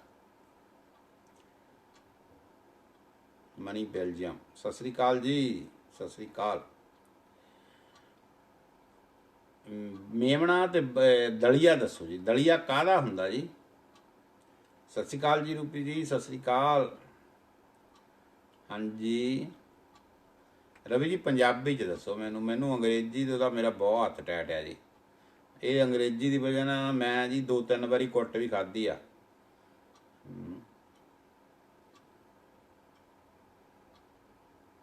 ਹਾਂਜੀ ਕਣਕ ਦਾ ਬਿਲਕੁਲ ਦਲੀਆ, ਦਲੀਆ ਹੁੰਦਾ ਜੀ। ਹਾਂਜੀ ਬਿਲਕੁਲ, ਤੋਂ 2 ਫਾੜ ਉਹਨੂੰ ਕਹਿ ਲੈਂਦੇ ਆਪਾਂ, ਕਈ ਵਾਰੀ 4 ਟੁਕੜੇ ਇੱਕ ਪੀਸ ਦੇ ਕਣਕ ਦੇ 4 ਜਾਂ 3 ਜਾਂ 2 ਟੁਕੜੇ ਕਰਕੇ ਉਹਨੂੰ ਪੁਰਾਣੀਆਂ ਚੱਕੀਆਂ ਦੇ ਵਿੱਚ ਉਹ ਕੀਤਾ ਜਾਂਦਾ ਹੁੰਦਾ ਸੀ, ਜਿਹੜੀਆਂ ਹੱਥ ਨਾਲ ਚੱਕੀਆਂ ਚਲਾਉਂਦੇ ਸੀ। ਹੁਣ ਤਾਂ ਬਣਿਆ ਬਣਾਇਆ ਪੈਕਟਾਂ ਦੇ ਵਿੱਚ ਮਿਲਦਾ। ਤੇ ਇਹ ਹਾਂਜੀ ਬਿਲਕੁਲ ਬਿਲਕੁਲ। ਮਨਜੀਤ ਬਨਵੈਦ ਜੀ ਸਤਿ ਸ਼੍ਰੀ ਅਕਾਲ। ਹਾਂਜੀ ਦਰੜੀ ਕਹਿੰਦੇ ਆਪਾਂ ਉਹਨੂੰ, ਕਣਕ ਦਰੜ ਕੇ ਜਿਹੜਾ ਆ ਉਹ ਉਹਦਾ ਫਿਰ ਉਹਦੇ ਵਿੱਚ ਆਪਾਂ ਬਣਾਉਂਦੇ ਆ। ਤੇ ਕਈ ਤੇ ਉਹਨੂੰ ਬਣਾਉਂਦੇ ਆ ਜੀ, ਜਿੱਦਾਂ ਤੜਕਾ ਲਾਉਂਦੇ ਆ ਪਹਿਲਾਂ ਘੇ ਦਾ ਲਾ ਕੇ, ਫਿਰ ਉਹਦੇ ਵਿੱਚ ਪਾਣੀ ਪਾਉਂਦੇ ਜਿੱਦਾਂ ਚੌਲਾਂ ਨੂੰ ਕਰੀਦੇ ਆ। ਤੇ ਕਈ ਵੈਸੇ ਪਹਿਲਾਂ ਉਹਨੂੰ ਉਬਾਲ ਲੈਂਦੇ ਆ, ਉਬਾਲਣ ਤੋਂ ਬਾਅਦ ਤੜਕਾ ਲਾਉਂਦੇ ਆ। ਤੇ ਉਹਦੇ ਵਿੱਚ ਥੋੜ੍ਹਾ ਜਿਹਾ ਮਿੱਠਾ, ਥੋੜ੍ਹਾ ਜਿਹਾ ਆਪਣੇ ਕੀ ਉਹਨੂੰ ਕਹਿੰਦੇ ਆ,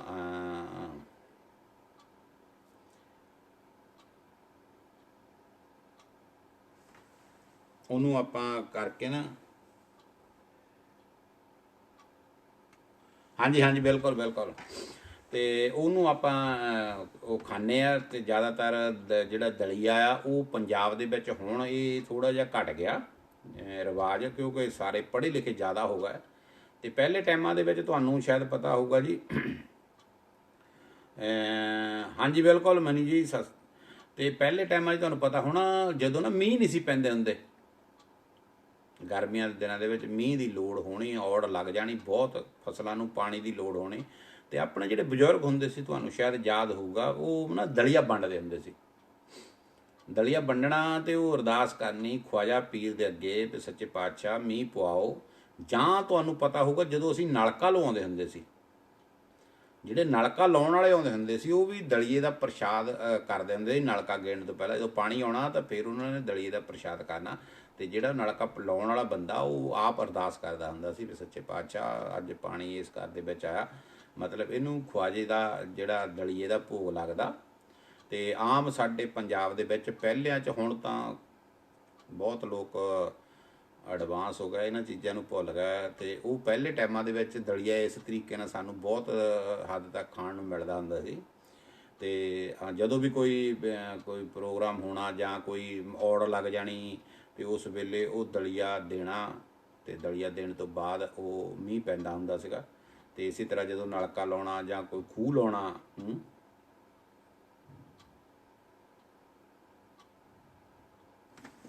ਕੀ ਕਿਹਾ ਭਾਜੀ ਤੁਸੀਂ?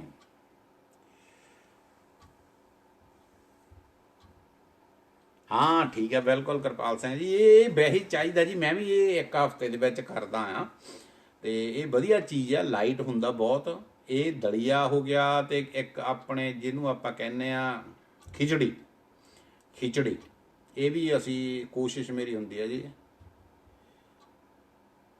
ਹਾਂਜੀ, ਜੱਗ ਕਰਦੇ ਉਹਨੂੰ ਕਹਿੰਦੇ ਹੁੰਦੇ ਸੀ ਜੀ, ਬਿਲਕੁਲ ਸਹੀ ਗੱਲ ਆ। ਤੇ ਉਹ ਪਹਿਲਾਂ ਬਣਦਾ ਹੁੰਦਾ ਸੀ, ਹੁਣ ਮੈਨੂੰ ਨਹੀਂ ਲੱਗਦਾ, ਕਿਉਂਕਿ ਵੈਸੇ ਤਾਂ ਵੀ ਮੈਨੂੰ 25 ਸਾਲ ਹੋ ਗਏ ਇੱਥੇ ਆਏ ਨੂੰ, ਮੈਨੂੰ ਨਹੀਂ ਪਤਾ ਵੀ ਹੁਣ ਉਹ ਕਰਦੇ ਕਿ ਨਹੀਂ, ਪਰ ਮੈਨੂੰ ਲੱਗਦਾ ਜਿਸ ਤਰੀਕੇ ਦੇ ਨਾਲ ਲੋਕਾਂ ਦੇ ਵਿੱਚ ਜ਼ਿਆਦਾ ਇੰਟੈਲੀਜੈਂਟ ਹੀ ਆ ਗਈ ਆ, ਉਹ ਇਹ ਚੀਜ਼ਾਂ ਨੂੰ ਕਰਦੇ ਹੋਣਗੇ। ਪਰ ਪਹਿਲਾਂ ਬਹੁਤ ਇਹ ਹੁੰਦਾ ਸੀ ਜੀ, ਦਲੀਆ ਖਾਣ ਨੂੰ ਮਿਲਣਾ, ਖਾਸ ਕਰਕੇ ਗਰਮੀਆਂ ਦੇ ਦਿਨਾਂ ਦੇ ਵਿੱਚ ਕਿਤੇ ਨਾ ਕਿਤੇ ਪ੍ਰਸ਼ਾਦ ਇਹ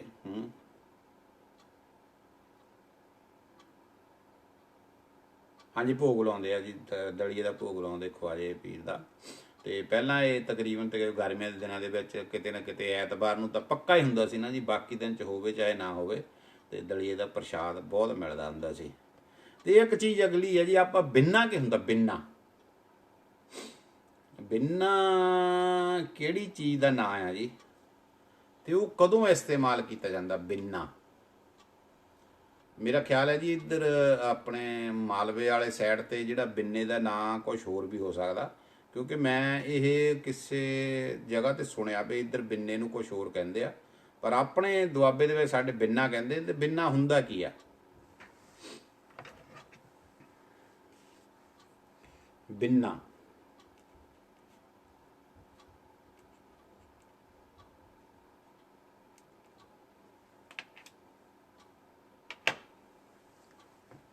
ਬਿੰਨਾ ਕੀ ਹੁੰਦਾ ਜੀ? ਕਿੱਥੇ ਇਸਤੇਮਾਲ ਕੀਤਾ ਜਾਂਦਾ?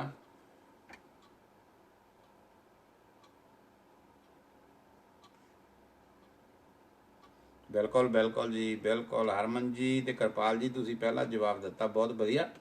ਇਹ ਬਿੰਨਾ ਜਦੋਂ ਅਸੀਂ ਬਿੰਨੇ ਦਾ ਇਸਤੇਮਾਲ ਪਹਿਲਾਂ ਮੈਂ ਦੱਸਦਾ ਕਿੱਥੇ ਕਿੱਥੇ ਕੀਤਾ ਜਾਂਦਾ।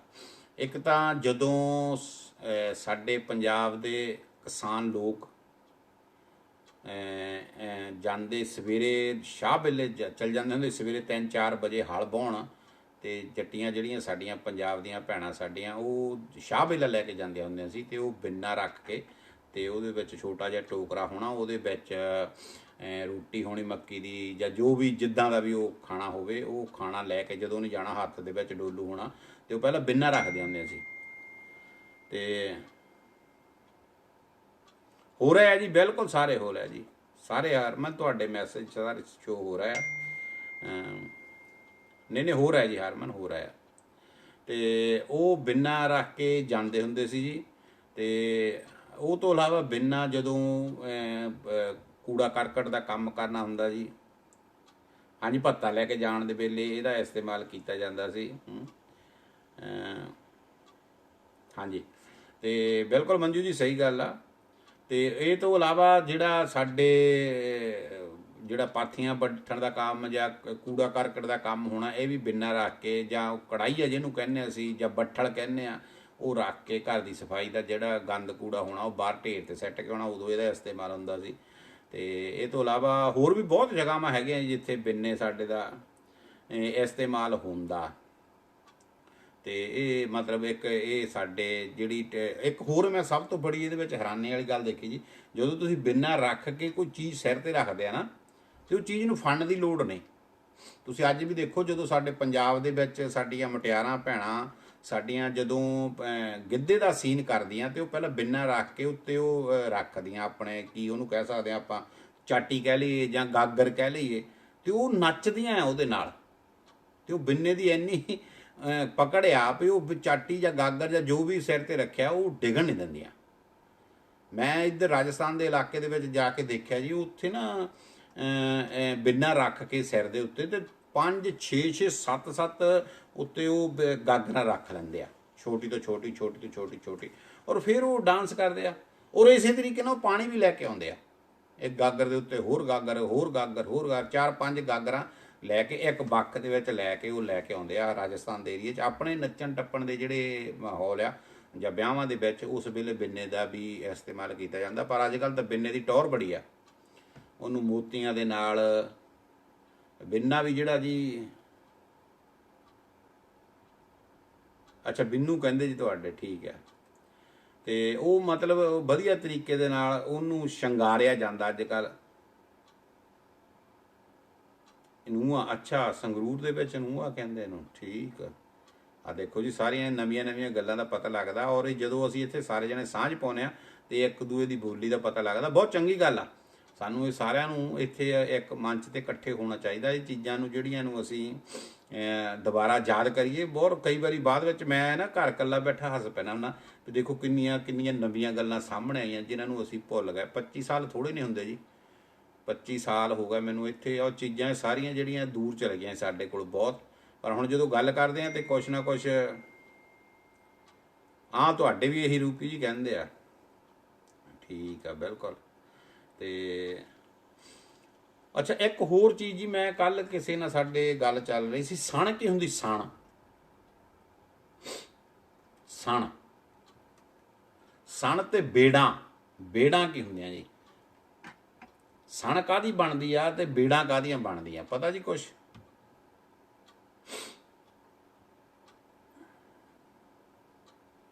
ਸਣ ਤੇ ਬੇੜਾਂ, ਹਾਂਜੀ ਹਾਂਜੀ ਬਿਲਕੁਲ। ਚਾਰ ਕੋਤੇ ਜੀ, ਚਾਰ ਕੋਤੇ ਅਸੀਂ ਕਹਿੰਦੇ ਜੀ 36 ਕਿਲੋਮੀਟਰ ਤੋਂ ਬਾਅਦ। ਸਾਡੇ ਨਾ ਬਾਜਵਾ ਜੀ, ਕਿਰਪਾਲ ਜੀ, ਫਗਵਾੜੇ ਤੋਂ ਤੁਸੀਂ ਜੇ ਦੇਖੀਏ ਕਰਤਾਰਪੁਰ 36 ਕਿਲੋਮੀਟਰ ਪੈ ਜਾਂਦਾ, ਤੇ ਲੁਧਿਆਣਾ 36 ਕਿਲੋਮੀਟਰ ਪੈਂਦਾ, ਨਵਾਂਸ਼ਹਿਰ 36 ਕਿਲੋਮੀਟਰ ਹੋ ਜਾਂਦਾ, ਇੱਧਰ ਨਕੋਦਰ ਵੱਲੋਂ 36 ਕਿਲੋਮੀਟਰ ਹੋ ਜਾਂਦਾ। ਤੇ ਚਾਰੇ ਪਾਸੇ ਤੁਸੀਂ ਜਾ ਕੇ ਦੇਖ ਲਓ ਵੀ ਇਹ ਬੋਲੀ ਬਦਲ ਜਾਂਦੀ ਉੱਥੇ। ਇੱਦਾਂ ਹੀ ਸਾਨੂੰ ਲੈਂਦੇ ਅਸੀਂ ਫਲੋਰ, ਗਰਾਇਆ ਆ ਜਾਂਦਾ ਸਾਨੂੰ 9 ਕਿਲੋਮੀਟਰ। ਉਹ ਤੋਂ ਬਾਅਦ ਜਲੰਧਰ ਛਾਉਣੀ 9 ਕਿਲੋਮੀਟਰ ਹੋ ਜਾਂਦਾ ਹੈ ਨਾ, ਤੇ ਬੰਗਾ ਹੋ ਜਾਂਦਾ, ਬਰਾਮ ਹੁੰਦਾ 9 ਕਿਲੋਮੀਟਰ। ਮਤਲਬ ਜਿੱਦਣ ਨੂੰ ਵੀ ਅਸੀਂ ਝਾਤੀ ਮਾਰ ਕੇ ਦੇਖੋ ਤੇ ਕੁਝ ਨਾ ਕੁਝ ਬੋਲੀ ਦੇ ਵਿੱਚ ਤਬਦੀਲੀ ਆ ਜਾਂਦੀ ਹੈ। ਤੇ ਇਹ ਮਤਲਬ ਬੜੀ ਇੱਕ, ਪਰ ਅਸੀਂ ਸਾਰੇ ਇੱਕ ਦੂਜੇ ਦੀ ਬੋਲੀ ਜਾਣਦੇ। ਕੁਛ ਸ਼ਬਦਾਵਲੀ ਜਿਹੜੀ ਮੈਂ ਇੱਥੇ ਆ ਕੇ ਦੇਖੀ ਆ, ਉਹ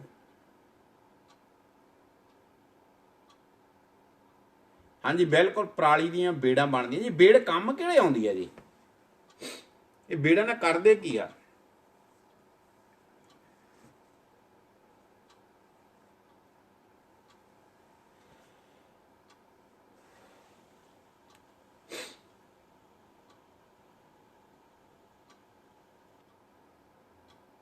ਹਾਂ ਠੀਕ ਆ ਜੀ, ਠੀਕ ਹੈ, ਠੀਕ ਹੈ।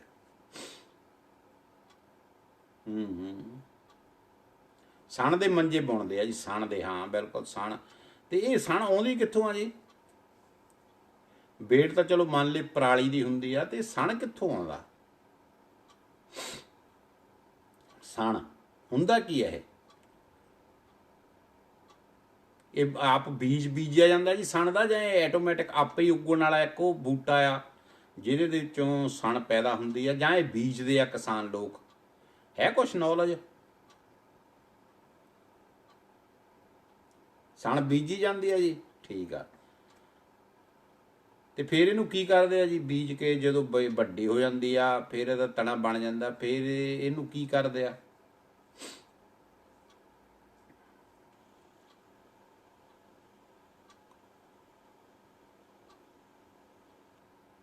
ਹਾਂਜੀ ਖੇਤਾਂ 'ਚ ਉਗਾਈ ਜਾਂਦੀ ਹੈ, ਬਿਲਕੁਲ ਸਹੀ ਗੱਲ ਆ।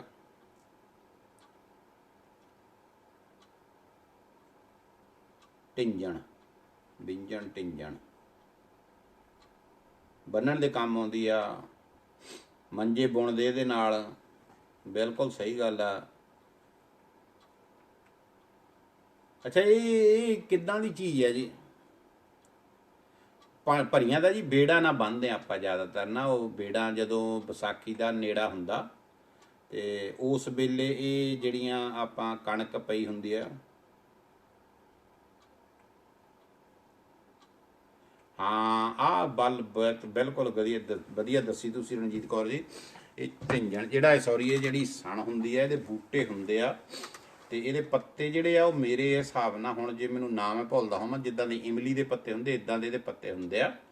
ਤੇ ਇਹਨੂੰ ਵੱਢ ਕੇ ਪਾਣੀ ਦੇ ਵਿੱਚ ਜ਼ਿਆਦਾਤਰ ਪਹਿਲਾਂ ਛੱਪੜਾਂ 'ਚ ਦੱਬ ਦਿੱਤਾ ਜਾਂਦਾ ਸੀ ਥੋੜ੍ਹੀ ਦੇਰ ਵਾਸਤੇ, ਤੇ ਫਿਰ ਇਹ ਜਿਹੜੇ, ਹਾਂ ਬਿਲਕੁਲ ਪ੍ਰੀਤੋ ਜੀ, ਬਿਲਕੁਲ ਸਹੀ ਗੱਲ ਆ।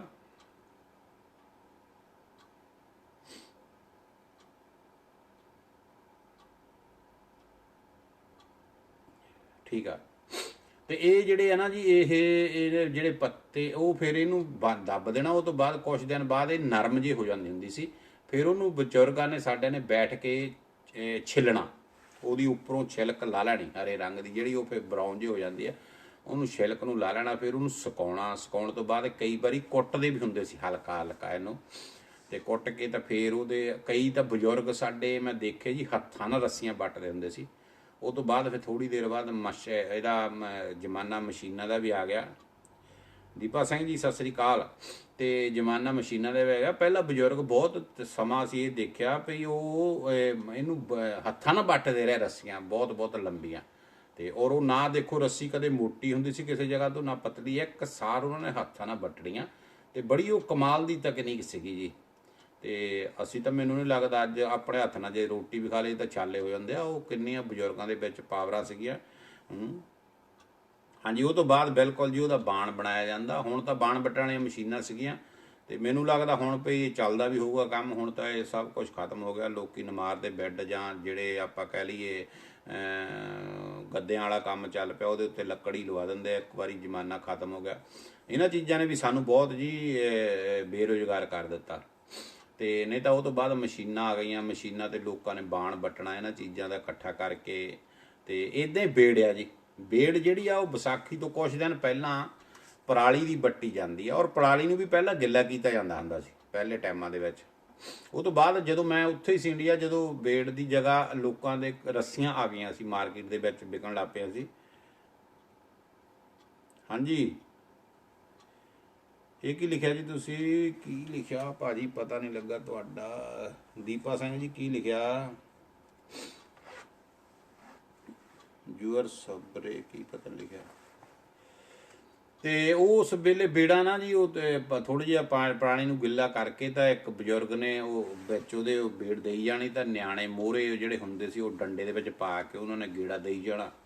ਕਈ ਉਹ ਇੰਨੀ ਲੰਬੀ ਹੋਣੀ, ਬਾਅਦ ਵਿੱਚ ਉਹ ਸੁਕਾਉਣੀਆਂ। ਸੁਕਾਉਣ ਤੋਂ ਬਾਅਦ ਫਿਰ ਉਹ ਕਿਸਾਨਾਂ ਨੇ ਐ ਬਾਅਦ ਪਹਿਲਾਂ ਸ਼ੁਰੂ ਕਰਨੀ ਲਪੇਟਣੀ, ਉਹ ਤੋਂ ਬਾਅਦ ਫਿਰ ਉਹ ਐ ਘੁਮਾ ਕੇ ਬੜੇ ਅਜੀਬ ਤਰੀਕੇ ਨਾਲ ਉਹਦਾ ਰੋਲ ਬਣਾ ਲਿਆ ਜਾਂਦਾ ਸੀ। ਤੇ ਉਹ ਬੇੜਾ ਮੁੜ ਕੇ ਕਣਕਾਂ ਜਦੋਂ ਵੱਢ ਹੁੰਦੀਆਂ ਸੀ ਤੇ ਉਹ ਭਰੀਆਂ ਬੰਨਣ ਦੇ ਕੰਮ ਆਉਂਦੀਆਂ ਹੁੰਦੀਆਂ ਸੀ। ਤੇ ਮੈਂ ਉੱਥੇ ਸੀ ਜਦੋਂ ਇਹ ਚੀਜ਼ ਥੋੜ੍ਹੀ ਥੋੜ੍ਹੀ ਹਲਕੀ ਜਿਹੀ ਪਿੱਛੇ ਜਾਣ ਲੱਗ ਪਏ ਸੀ। ਲੋਕ ਬਾਜ਼ਾਰੂ ਰੱਸੀਆਂ ਲਿਆ ਕੇ ਕਣਕਾਂ ਦੀਆਂ ਜਿਹੜੀਆਂ ਭਰੀਆਂ ਲੱਗ ਪਏ ਸੀ ਬੰਨਣ। ਹੁਣ ਮੈਨੂੰ ਪਤਾ ਨਹੀਂ, ਕਿਉਂਕਿ ਮੈਂ ਬਹੁਤ ਸਮਾਂ ਪਹਿਲਾਂ ਦਾ ਉੱਥੋਂ ਆਇਆ। ਹੁਣ ਉਹ ਕਣਕਾਂ ਨੂੰ ਉਸੇ ਤਰੀਕੇ ਨਾਲ ਜਾਂ ਕੰਬਾਈਨ ਨਾਲ ਵਢਾ ਲੈਂਦੇ ਆ, ਪਤਾ ਨਹੀਂ ਹੁਣ ਬੇੜ ਕੋਈ ਵੱਟਦਾ ਜਾਂ ਨਹੀਂ। ਪਰ ਉਸ ਵੇਲੇ ਜਿਹੜੀ ਬੇੜ ਵੱਟਦੇ ਹੁੰਦੇ ਸੀ, ਬੜਾ ਨਜ਼ਾਰੇ ਦਾ ਕੰਮ ਹੁੰਦਾ ਸੀ। ਤੇ ਬੜਾ ਇੰਜੋਏ ਕਰਦੇ ਹੁੰਦੇ ਸੀ ਜਦੋਂ ਬੇੜ ਵੱਟਣੀ। ਕਈ ਵਾਰੀ ਐਂ ਘੁਮਾ ਕੇ ਦੂਜੇ ਪਾਸੇ, ਮੈਂ ਜਦੋਂ ਕਿਉਂਕਿ ਐਦਾਂ ਵੱਟੀ ਜਾਈਦੀ ਸੀ ਨਾ ਜਦੋਂ ਡੰਡੇ 'ਚ, ਤੇ ਉਹ ਇੱਕ ਸਾਈਡ ਤੇ ਚਲ ਜਾਂਦੀ ਹੁੰਦੀ ਸੀ। ਕਿਰਪਾਲ ਸਿੰਘ ਜੀ, ਇਹ ਵਧੀਆ ਗੱਲਾਂ ਲੱਗਦੀਆਂ ਜੀ, ਹਨਾ? ਹਾਂ, ਹਾਂਜੀ ਹਾਂਜੀ, ਬਿਲਕੁਲ ਬਿਲਕੁਲ। ਤੇ ਉਹ ਐਂ ਜਦੋਂ ਕਰੀ ਜਾਣੀ ਨਾ, ਉਹ ਫਿਰ ਉਹ ਇੱਕ ਸਾਈਡ ਤੇ ਉਹਨੂੰ ਘੁੰਮ ਘੁੰਮ ਕੇ ਚਲ ਜਾਣਾ। ਤੇ ਫਿਰ ਕਈ ਵਾਰੀ ਬਜ਼ੁਰਗਾਂ ਨੇ ਕਹਿਣਾ, ਓਏ ਖਿੱਚ ਇਹਨੂੰ। ਫਿਰ ਉਹ ਘੁਮਾ ਕੇ ਐਂ ਸਿੱਟਣੀ, ਫਿਰ ਉਹ ਇੱਕ ਸਾਈਡ ਤੇ ਹੋਣੀ। ਮਤਲਬ ਵਧੀਆ ਮਜ਼ੇਦਾਰ ਕੰਮ ਹੁੰਦੇ ਸੀ। ਔਰ ਉਹ ਟਾਈਮ ਸਾਡੀਆਂ ਬਾਹਾਂ ਨਹੀਂ ਸੀ ਦੁਖਦੀਆਂ ਹੁੰਦੀਆਂ ਜੀ। ਹੁਣ ਤਾਂ ਕਈ ਵਾਰੀ ਤੁਸੀਂ ਯਕੀਨ ਕਰੋ, ਰੋਟੀ ਖਾਂਦੇ ਨਿਆਣੇ ਕਹਿੰਦੇ ਹਾਏ ਥੱਕ ਗਏ। ਤੇ ਉਹ ਕਿੰਨੀਆਂ ਪਾਵਰਫੁਲ ਜ਼ਿੰਦਗੀਆਂ ਸੀ। ਕਦੀ ਉਹਨੂੰ ਉਸ ਟਾਈਮ 'ਚ ਕਦੇ ਆਪਾਂ ਕੈਂਸਰ ਦਾ ਜਾਂ ਕੋਈ ਸ਼ੂਗਰ ਦਾ ਜਾਂ ਇਹਨਾਂ ਚੀਜ਼ਾਂ ਦੇ ਨਾਂ ਨਹੀਂ ਸੀ ਸੁਣੇ, ਹੈ ਨਾ? ਉਹ ਸੇਮ ਉਹੀ ਸੀ ਵੀ ਜਦੋਂ ਪਹਿਲੀ ਵਾਰੀ ਆਪਾਂ ਇੰਡੀਆ ਨੂੰ ਫੋਨ ਕੀਤਾ ਹੋਊਗਾ ਤਾਂ ਅਸੀਂ ਕਿਹਾ ਫੋਨ ਸਾਡੇ ਹੱਥ 'ਚ, ਤਾਂ ਘਰ ਦੇ ਬੜੇ ਹੱਸਦੇ ਸੀ ਵੀ ਹੈ ਫੋਨ ਹੱਥ 'ਚ, ਕਿਹੜਾ ਫੋਨ ਹੋਊਗਾ ਜਿਹੜਾ ਇਹ ਬਿਨਾਂ ਤਾਰ ਤੋਂ ਕੰਮ ਕਰੀ ਜਾਂਦੇ। ਇੱਦਾਂ ਉਹ ਚੀਜ਼ਾਂ ਅੱਜ ਜੇ ਬੱਚਿਆਂ ਨੂੰ ਦੱਸੀਏ ਵੀ ਇੱਦਾਂ ਦਾ ਟਾਈਮ ਸੀਗਾ ਤੇ ਉਹ ਬੱਚੇ ਹੱਸਣਗੇ, ਉਹਨਾਂ ਨੂੰ ਇਹਨਾਂ ਚੀਜ਼ਾਂ ਬਾਰੇ ਪਤਾ ਨਹੀਂ। ਔਰ ਉਹ ਸਮੇਂ ਦੀਆਂ ਜਿਹੜੀਆਂ ਖੁਰਾਕਾਂ ਸੀ ਜਾਂ ਉਸ ਸਮੇਂ ਦਾ ਜਿਹੜਾ ਸਾਡਾ ਮਾਹੌਲ ਸੀ ਉਹ ਬਹੁਤ ਵਧੀਆ ਸੀ। ਤੇ ਨਾ ਤਦੇ ਨਹੀਂ ਸੀ ਅਸੀਂ ਉਸ ਚੀਜ਼ ਅੱਜ ਦੀਆਂ ਜਿਹੜੀਆਂ ਬਿਮਾਰੀਆਂ ਉਹਨਾਂ ਦੇ ਉਸ ਟਾਈਮ ਇਹ ਬਿਮਾਰੀਆਂ ਦੇਖਿਆ, ਕਿਉਂਕਿ ਸਵੇਰੇ ਉੱਠ ਕੇ ਮੱਖਣ ਨਾਲ ਰੋਟੀ ਖਾਣੀ, ਗੁੜ ਖਾ ਜਾਣਾ, ਪਾਈਆ ਪਾਈਆ ਨਿਆਣੇ ਗੁੜ ਖਾ ਜਾਂਦੇ ਹੁੰਦੇ ਸੀ ਜੀ, ਹੈ ਨਾ। ਅਤੇ ਕਈ ਵਾਰੀ ਹੋਣਾ ਕਿ ਜੇ ਵੱਧ ਤੋਂ ਵੱਧ ਗੱਲ ਕੋਈ ਹੋਣੀ, ਫੋੜੇ ਨਿਕਲ ਆਉਣੇ, ਇਹ ਹੁੰਦਾ ਸੀ। ਅਤੇ ਫੋੜੇ ਵੀ ਆਪੇ ਭੰਨ ਭੁੰਨ ਲੈਣੇ ਅਤੇ ਉਹ ਠੀਕ ਹੋ ਜਾਣੇ। ਅਤੇ ਹੁਣ ਕਿੱਥੇ ਚੱਲਦਾ ਜੀ ਇਹ ਕੰਮ। ਅੱਛਾ, ਇੱਕ ਹੋਰ ਮੇਰੇ ਦਿਮਾਗ ਦੇ ਵਿੱਚ ਬੈਠੇ ਬੈਠੇ ਤੇ ਗੱਲ ਆ ਗਈ ਜੀ, ਇਹ ਮੇਰਾ ਸ਼ਾਇਦ ਆਖਰੀ ਸਵਾਲ ਕਰੂੰਗਾ ਮੈਂ, ਕਿਉਂਕਿ 6 ਵੱਜ ਚੱਲੇ। ਆਪਣੇ ਨਾ ਲੋਦੇ ਲੱਗਦੇ ਹੁੰਦੇ ਸੀ, ਤੁਹਾਨੂੰ ਪਤਾ, ਲੋਦੇ ਲੱਗਣੇ ਬਾਹਾਂ ਤੇ ਇੱਥੇ, ਤੇ ਜਾਂ ਲੱਗਣੇ ਇੱਥੇ ਮੋਢੇ ਤੇ ਲੱਗਦੇ ਹੁੰਦੇ। ਤੇ ਉਹ ਕਈ ਵਾਰੀ ਜਦੋਂ ਜ਼ਿਆਦਾ ਫੁੱਲ ਜਾਣ ਉਹਨਾਂ ਨੂੰ ਇੱਕ ਚੀਜ਼ ਦੀ ਧੂਣੀ ਦਿੰਦੇ ਹੁੰਦੇ ਸੀ।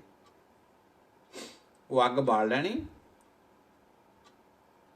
ਹਾਂਜੀ ਹਾਂਜੀ ਭੈਣ ਜੀ, ਮੇਰੇ ਭੈਣ ਜੀ ਪਰਮਜੀਤ ਕੌਰ ਜੀ ਕਹਿ ਰਿਹਾ ਪੰਜਾਬ ਯਾਦ ਕਰਵਾ ਰਿਹਾ। ਭੈਣ ਜੀ ਇਹ ਚੀਜ਼ਾਂ ਤਾਂ ਯਾਦ ਰੱਖਣੀਆਂ ਪੈਣਗੀਆਂ ਸਾਨੂੰ, ਜ਼ਰੂਰੀ ਆ, ਹੈ ਨਾ। ਮੈਂ ਤਾਂ ਜਦ ਤੇ ਜੀਂਦਾ ਜੀ ਇਹ ਮੁੱਕਣ ਨਹੀਂ ਦਿੰਦਾ, ਬਾਕੀ ਆਉਣ ਵਾਲੀਆਂ ਪਨੀਰੀਆਂ ਪਤਾ ਨਹੀਂ ਕੀ ਕਰਨ ਜੀ। ਹਾਂਜੀ ਹਾਂਜੀ ਬਿਲਕੁਲ ਜੀ ਮਨਜੀਤ ਜੀ, ਇਹ ਬਿਲਕੁਲ ਸਹੀ ਗੱਲਾਂ ਆ ਜੀ।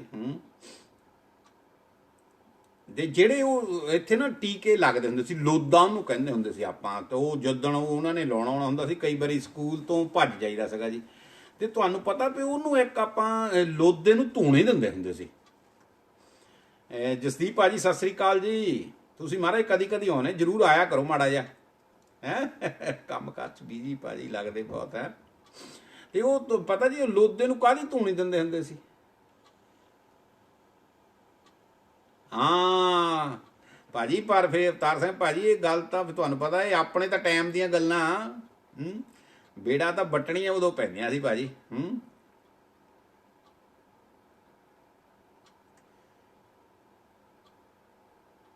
ਨਹੀਂ ਮੈਂ ਪ੍ਰੀਤੋ ਜੀ ਇਹ ਪੁੱਛ ਰਿਹਾ ਵੀ ਜਦੋਂ ਲੋਦੇ ਫੁੱਲ ਜਾਂਦੇ ਸੀ ਨਾ, ਕਈ ਵਾਰੀ ਉਹ ਬੜੇ ਬੜੇ ਹੋ ਜਾਣੇ, ਤੇ ਉਹਨਾਂ ਨੂੰ ਧੂਣੀ ਦਿੰਦੇ ਹੁੰਦੇ ਸੀ। ਬੜੀ ਅਜੀਬ ਗੱਲ ਆ ਇਹ, ਤੁਹਾਨੂੰ ਸ਼ਾਇਦ ਪਤਾ ਨਹੀਂ ਇੱਧਰ ਤੁਹਾਡੇ ਇਲਾਕੇ 'ਚ ਕਰਦੇ ਜਾਂ ਨਹੀਂ ਕਰਦੇ, ਸਾਡੇ ਕਰਦੇ ਹੁੰਦੇ ਸੀ ਦੁਆਬੇ ਵਾਲੇ।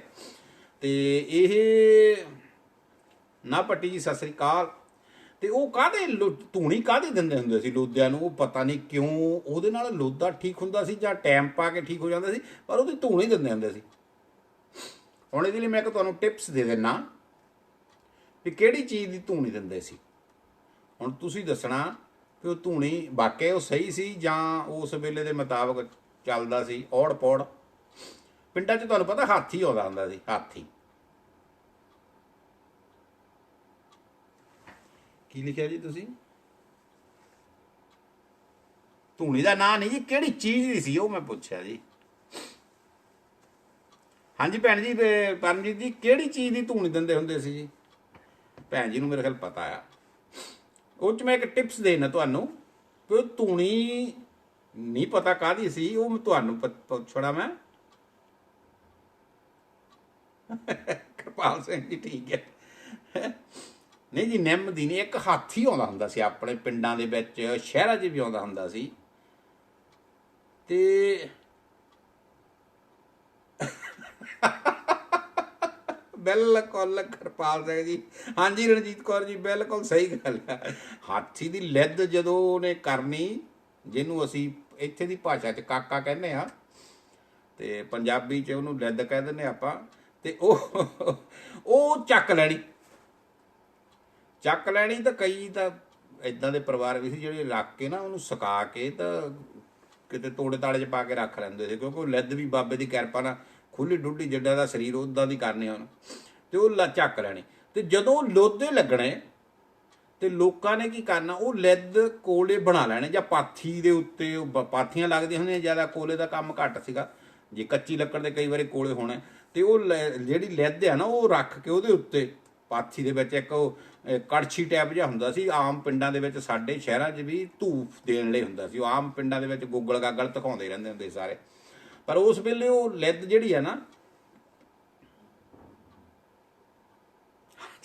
ਬਿਲਕੁਲ ਸਹੀ ਗੱਲ, ਬਿਲਕੁਲ ਰਣਜੀਤ ਕੌਰ ਜੀ ਸਹੀ ਗੱਲ ਆ। ਤੇ ਉਹ ਜਿਹੜੀ ਇੱਕ ਪਾਥੀ ਦਾ ਰੱਖ ਲੈਣਾ, ਧੁਖ ਦੀ ਪਾਥੀ ਰੱਖ ਲੈਣੀ। ਧੁਖ ਦੀ ਕਹਿੰਦੇ ਜਿਹਨੂੰ ਅੱਗ ਲੱਗੀ ਹੋਵੇ। ਉਹ ਮੈਂ ਧੁਖ ਦੀ ਦਾ ਮਤਲਬ ਤਾਂ ਦੱਸ ਰਿਹਾ ਕਿਉਂਕਿ ਉਹ ਰਵੀ ਉਹਨਾਂ ਨੂੰ ਨਹੀਂ ਪਤਾ। ਇੱਕ ਅੱਗ ਲੱਗੀ ਹੋਈ ਪਾਥੀ ਜਿਹੜੀ ਅੱਧੀ ਜਲ ਰਹੀ ਆ, ਉਹਦੇ ਉੱਤੇ ਉਹ ਲਿੱਦ ਰੱਖ ਕੇ ਤਾਂ ਅਸੀਂ ਉਹ ਬਾਹਾਂ ਆਪਣੀਆਂ ਜਿਹੜੀਆਂ ਉਹ ਲੋਦੇ ਜਿਹੜੇ ਹੋਣੇ ਨਾ। ਅੱਛਾ ਜੀ, ਬਿਲਕੁਲ ਸਹੀ ਗੱਲ ਆ। ਤੇ ਉਹ ਲਿੱਦ ਦੇ ਅਸੀਂ ਉਹਨੂੰ ਲੋਦਿਆਂ ਨੂੰ ਧੂਣੀ ਦੇਣੀ।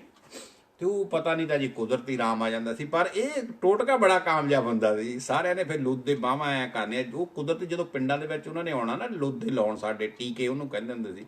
ਚੀਚਕਦਾ ਹੁੰਦਾ ਸੀ ਇੱਕ। ਹਾਂ, ਚੱਪਲ ਜਾ ਕੇ ਵੀ ਕਰਦੇ ਸੀ ਜੀ, ਸਹੀ ਗੱਲ ਹੈ।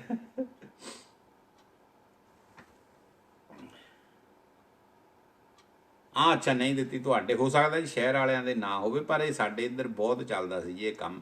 ਤੇ ਉਹ ਲੋਕਾਂ ਨੇ ਜਦੋਂ ਪਿੰਡਾਂ 'ਚ, ਕਿਉਂਕਿ ਇੱਕ ਵਾਰੀ ਟੀਕੇ ਵਾਲਿਆਂ ਨੇ ਆਉਣਾ ਤਾਂ ਸਾਰੇ ਬੱਚੇ ਜਿਹੜੇ ਪਿੰਡ ਦੇ, ਹੁਣ ਤਾਂ ਮਾਡਰਨ ਸਕੂਲਾਂ ਨੂੰ ਜਾਂਦੇ ਪੜ੍ਹਨ, ਗੱਡੀਆਂ 'ਚ ਜਾਂਦੇ, ਕਾਰਾਂ ਜਾਂਦੇ, ਮੋਟਰਸਾਈਕਲ ਜਾਂ ਸਕੂਟਰ ਜਾਂਦੇ, ਤੇ ਅਸੀਂ ਸਾਰੇ ਪੈਦਲ ਤੁਰ ਕੇ ਜਾਣ ਵਾਲੇ ਹੁੰਦੇ ਸੀ। ਤੇ ਇੱਕ ਸਕੂਲ ਦੇ ਵਿੱਚ 30-35 ਬੱਚੇ ਹੋਣੇ, 40 ਬੱਚੇ ਹੋਣੇ, 2-3 ਕਮਰੇ ਹੋਣੇ, ਤੇ ਉਹਦੇ ਵਿੱਚ 1-2 ਮਾਸਟਰ ਜਾਂ ਮੈਡਮਾਂ 2 ਹੋਣੀਆਂ, ਬਸ। ਇਹ ਤੋਂ ਵੱਧ ਸਟਾਫ ਨਹੀਂ ਸੀ ਹੁੰਦਾ। ਤੇ ਮਾਡਰਨ ਸਕੂਲ ਉਦੋਂ ਹੁੰਦੇ ਨਹੀਂ ਸੀ, ਕੌਨਵੈਂਟ ਸਕੂਲ ਨਹੀਂ ਸੀ ਹੁੰਦੇ। ਤੇ ਉਹ ਜਿੱਦਣ ਉਹਨਾਂ ਨੇ ਆਉਣਾ, ਫਿਰ ਉਹ ਅਨਾਉਂਸ ਹੋ ਜਾਣਾ ਸਕੂਲ ਦੇ ਵਿੱਚ, ਮਾਸਟਰੀਆਂ ਨੇ ਦੱਸ ਦੇਣਾ ਜਾਂ ਮਾਸਟਰ ਜੀ ਨੇ ਦੱਸ ਦੇਣਾ ਵੀ ਕੱਲ੍ਹ ਨੂੰ। ਅੱਛਾ ਜੀ, ਠੀਕ ਹੈ ਠੀਕ ਹੈ ਠੀਕ ਹੈ। ਠੀਕ ਹੈ ਭਾਜੀ, ਵਧਾ ਲੈਂਦੇ, ਕੋਈ ਚੱਕਰ ਨਹੀਂ। ਤੇ ਉਹ ਨਾ ਫਿਰ ਉਹਨਾਂ ਨੇ ਕੀ ਕਰਨਾ ਜੀ, ਉਹ ਲੋਦੇ ਲਾਉਣਾ ਨੇ ਜਿੱਦਣ ਆਉਣਾ। ਕਈ ਵਾਰੀ ਤਾਂ ਮਾਸਟਰ ਨੇ ਦੱਸ ਦੇਣਾ ਤੇ ਕਈ ਵਾਰੀ ਨਾ ਦੱਸਣਾ। ਤੇ ਫਿਰ ਕਈ ਵਾਰੀ ਜਿੱਦਣ ਦੱਸ ਦਿੱਤਾ ਉਦਣ ਦੂਸਰੇ ਦਿਨ ਬਹਾਨੇ ਇੰਨੇ ਭਿਅੰਕਰ ਘੜ ਰਹੇ। ਤੇ ਉਹ ਹੁਣ ਜੇ ਉਹ ਬਹਾਨਿਆਂ ਨੂੰ ਯਾਦ ਕਰੀਏ ਤਾਂ ਸ਼ਰਮ ਆਉਂਦੀ ਆਪਣੇ ਆਪ ਨੂੰ ਕਿ ਅਸੀਂ ਕੀ ਕਰਤੂਤਾ ਕਰਦੇ ਰਹੇ ਆ। ਝੂਠ ਬੋਲ ਦੇਣਾ ਮਾਸਟਰਾਂ ਨੂੰ, ਨਹੀਂ ਜੀ ਸਾਡੇ ਤਾਂ ਦਾਦੀ ਮਰ ਗਈ ਸੀ, ਮੈਨੂੰ ਉੱਥੇ ਜਾਣਾ ਪੈ ਗਿਆ। ਕਈ ਵਾਰੀ ਹੱਥ ਪੈਰ ਲਕੋ ਲੈਣੇ, ਪਰ ਕਈ ਵਾਰੀ ਉਹਨਾਂ ਨੇ ਫਿਰ ਘਰ ਵੀ ਆਉਣਾ। ਜੇ ਨਹੀਂ ਗਿਆ ਨਾ, ਘਰ ਆ ਜਾਣਾ। ਘਰ ਆ ਕੇ ਉਹਨਾਂ ਨੇ ਲੱਭ ਲੈਣਾ ਵੀ ਇਹ ਬੰਦਾ।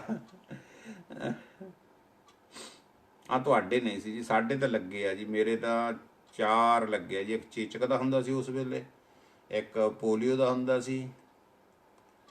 4 ਲੱਗੇ ਜੀ, ਹੁਣ ਮੈਨੂੰ ਪੱਕਾ ਯਾਦ ਨਹੀਂ। ਇੱਕ ਚੇਚਕ ਦਾ ਲੱਗਦਾ ਹੁੰਦਾ ਸੀ ਜੀ, ਇੱਕ ਪੋਲੀਓ ਦਾ ਲੱਗਦਾ ਹੁੰਦਾ ਸੀ, ਇੱਕ ਮੇਰੇ ਖਿਆਲ ਟੈਟਨਸ ਦਾ ਲੱਗਦਾ ਹੁੰਦਾ ਸੀ।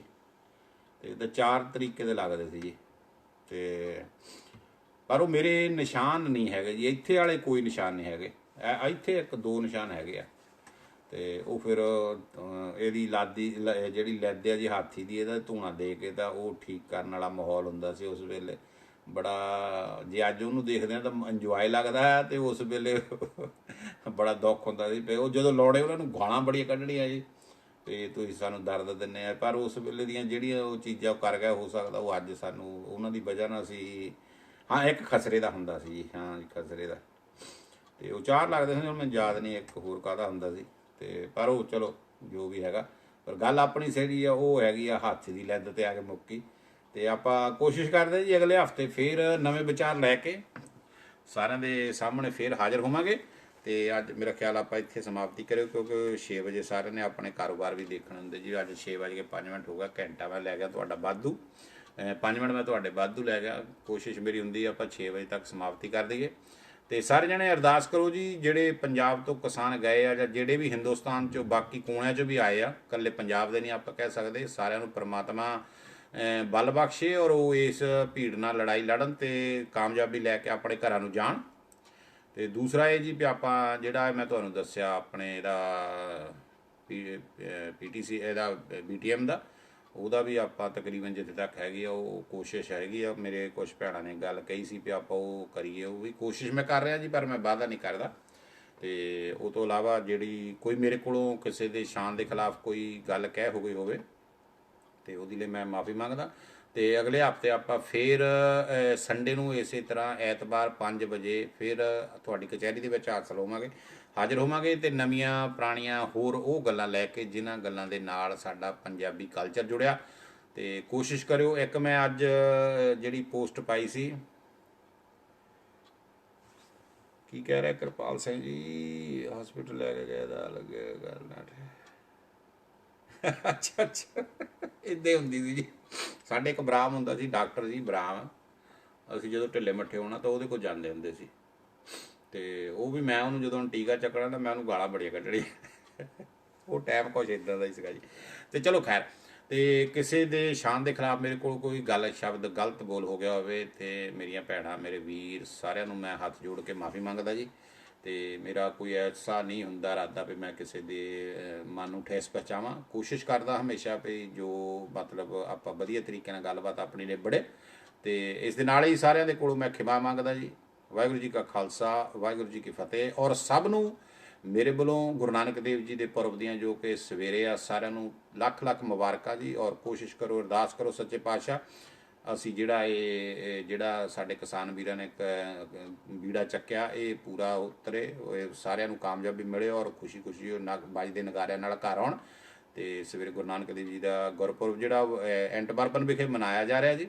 ਪਰ ਉਹਨਾਂ ਨੇ ਵੀ ਥੋੜ੍ਹਾ ਜਿਹਾ ਸੱਦਾ ਦਿੱਤਾ ਵੀ ਸੰਗਤਾਂ ਧਿਆਨ ਦੇ ਨਾਲ ਜਿੱਦਾਂ ਵੀ ਹੈਗੀ ਆਉਣ ਤੇ ਕੋਸ਼ਿਸ਼ ਕਰਨ ਵੀ ਜਦੋਂ ਭੀੜ ਵੱਧਦੀ ਆ ਉਸ ਵੇਲੇ ਆਪਾਂ ਹੌਲੀ ਹੌਲੀ ਨਿਕਲ ਜਾਈਏ ਤੇ ਜ਼ਿਆਦਾ ਰਸ਼ ਨਹੀਂ ਪੈਣਾ ਚਾਹੀਦਾ। ਬਾਕੀ ਉੱਥੇ ਤੁਸੀਂ ਜੇ ਜਾਣਾ ਚਾਹੁੰਦੇ ਹੋ ਤਾਂ ਕੋਈ ਦਿੱਕਤ ਨਹੀਂ, ਆ ਸਕਦੇ ਆ। ਠੀਕ ਹੈ ਜੀ। ਸਾਰਿਆਂ ਨੂੰ ਮੇਰੇ ਵੱਲੋਂ ਫਿਰ ਪਿਆਰ ਭਰੀ ਸਤਿ ਸ੍ਰੀ ਅਕਾਲ। ਵਾਹਿਗੁਰੂ ਜੀ ਕਾ ਖਾਲਸਾ, ਵਾਹਿਗੁਰੂ ਜੀ ਕੀ ਫਤਿਹ ਔਰ ਰਾਮ ਰਾਮ ਜੀ ਸਭ ਨੂੰ।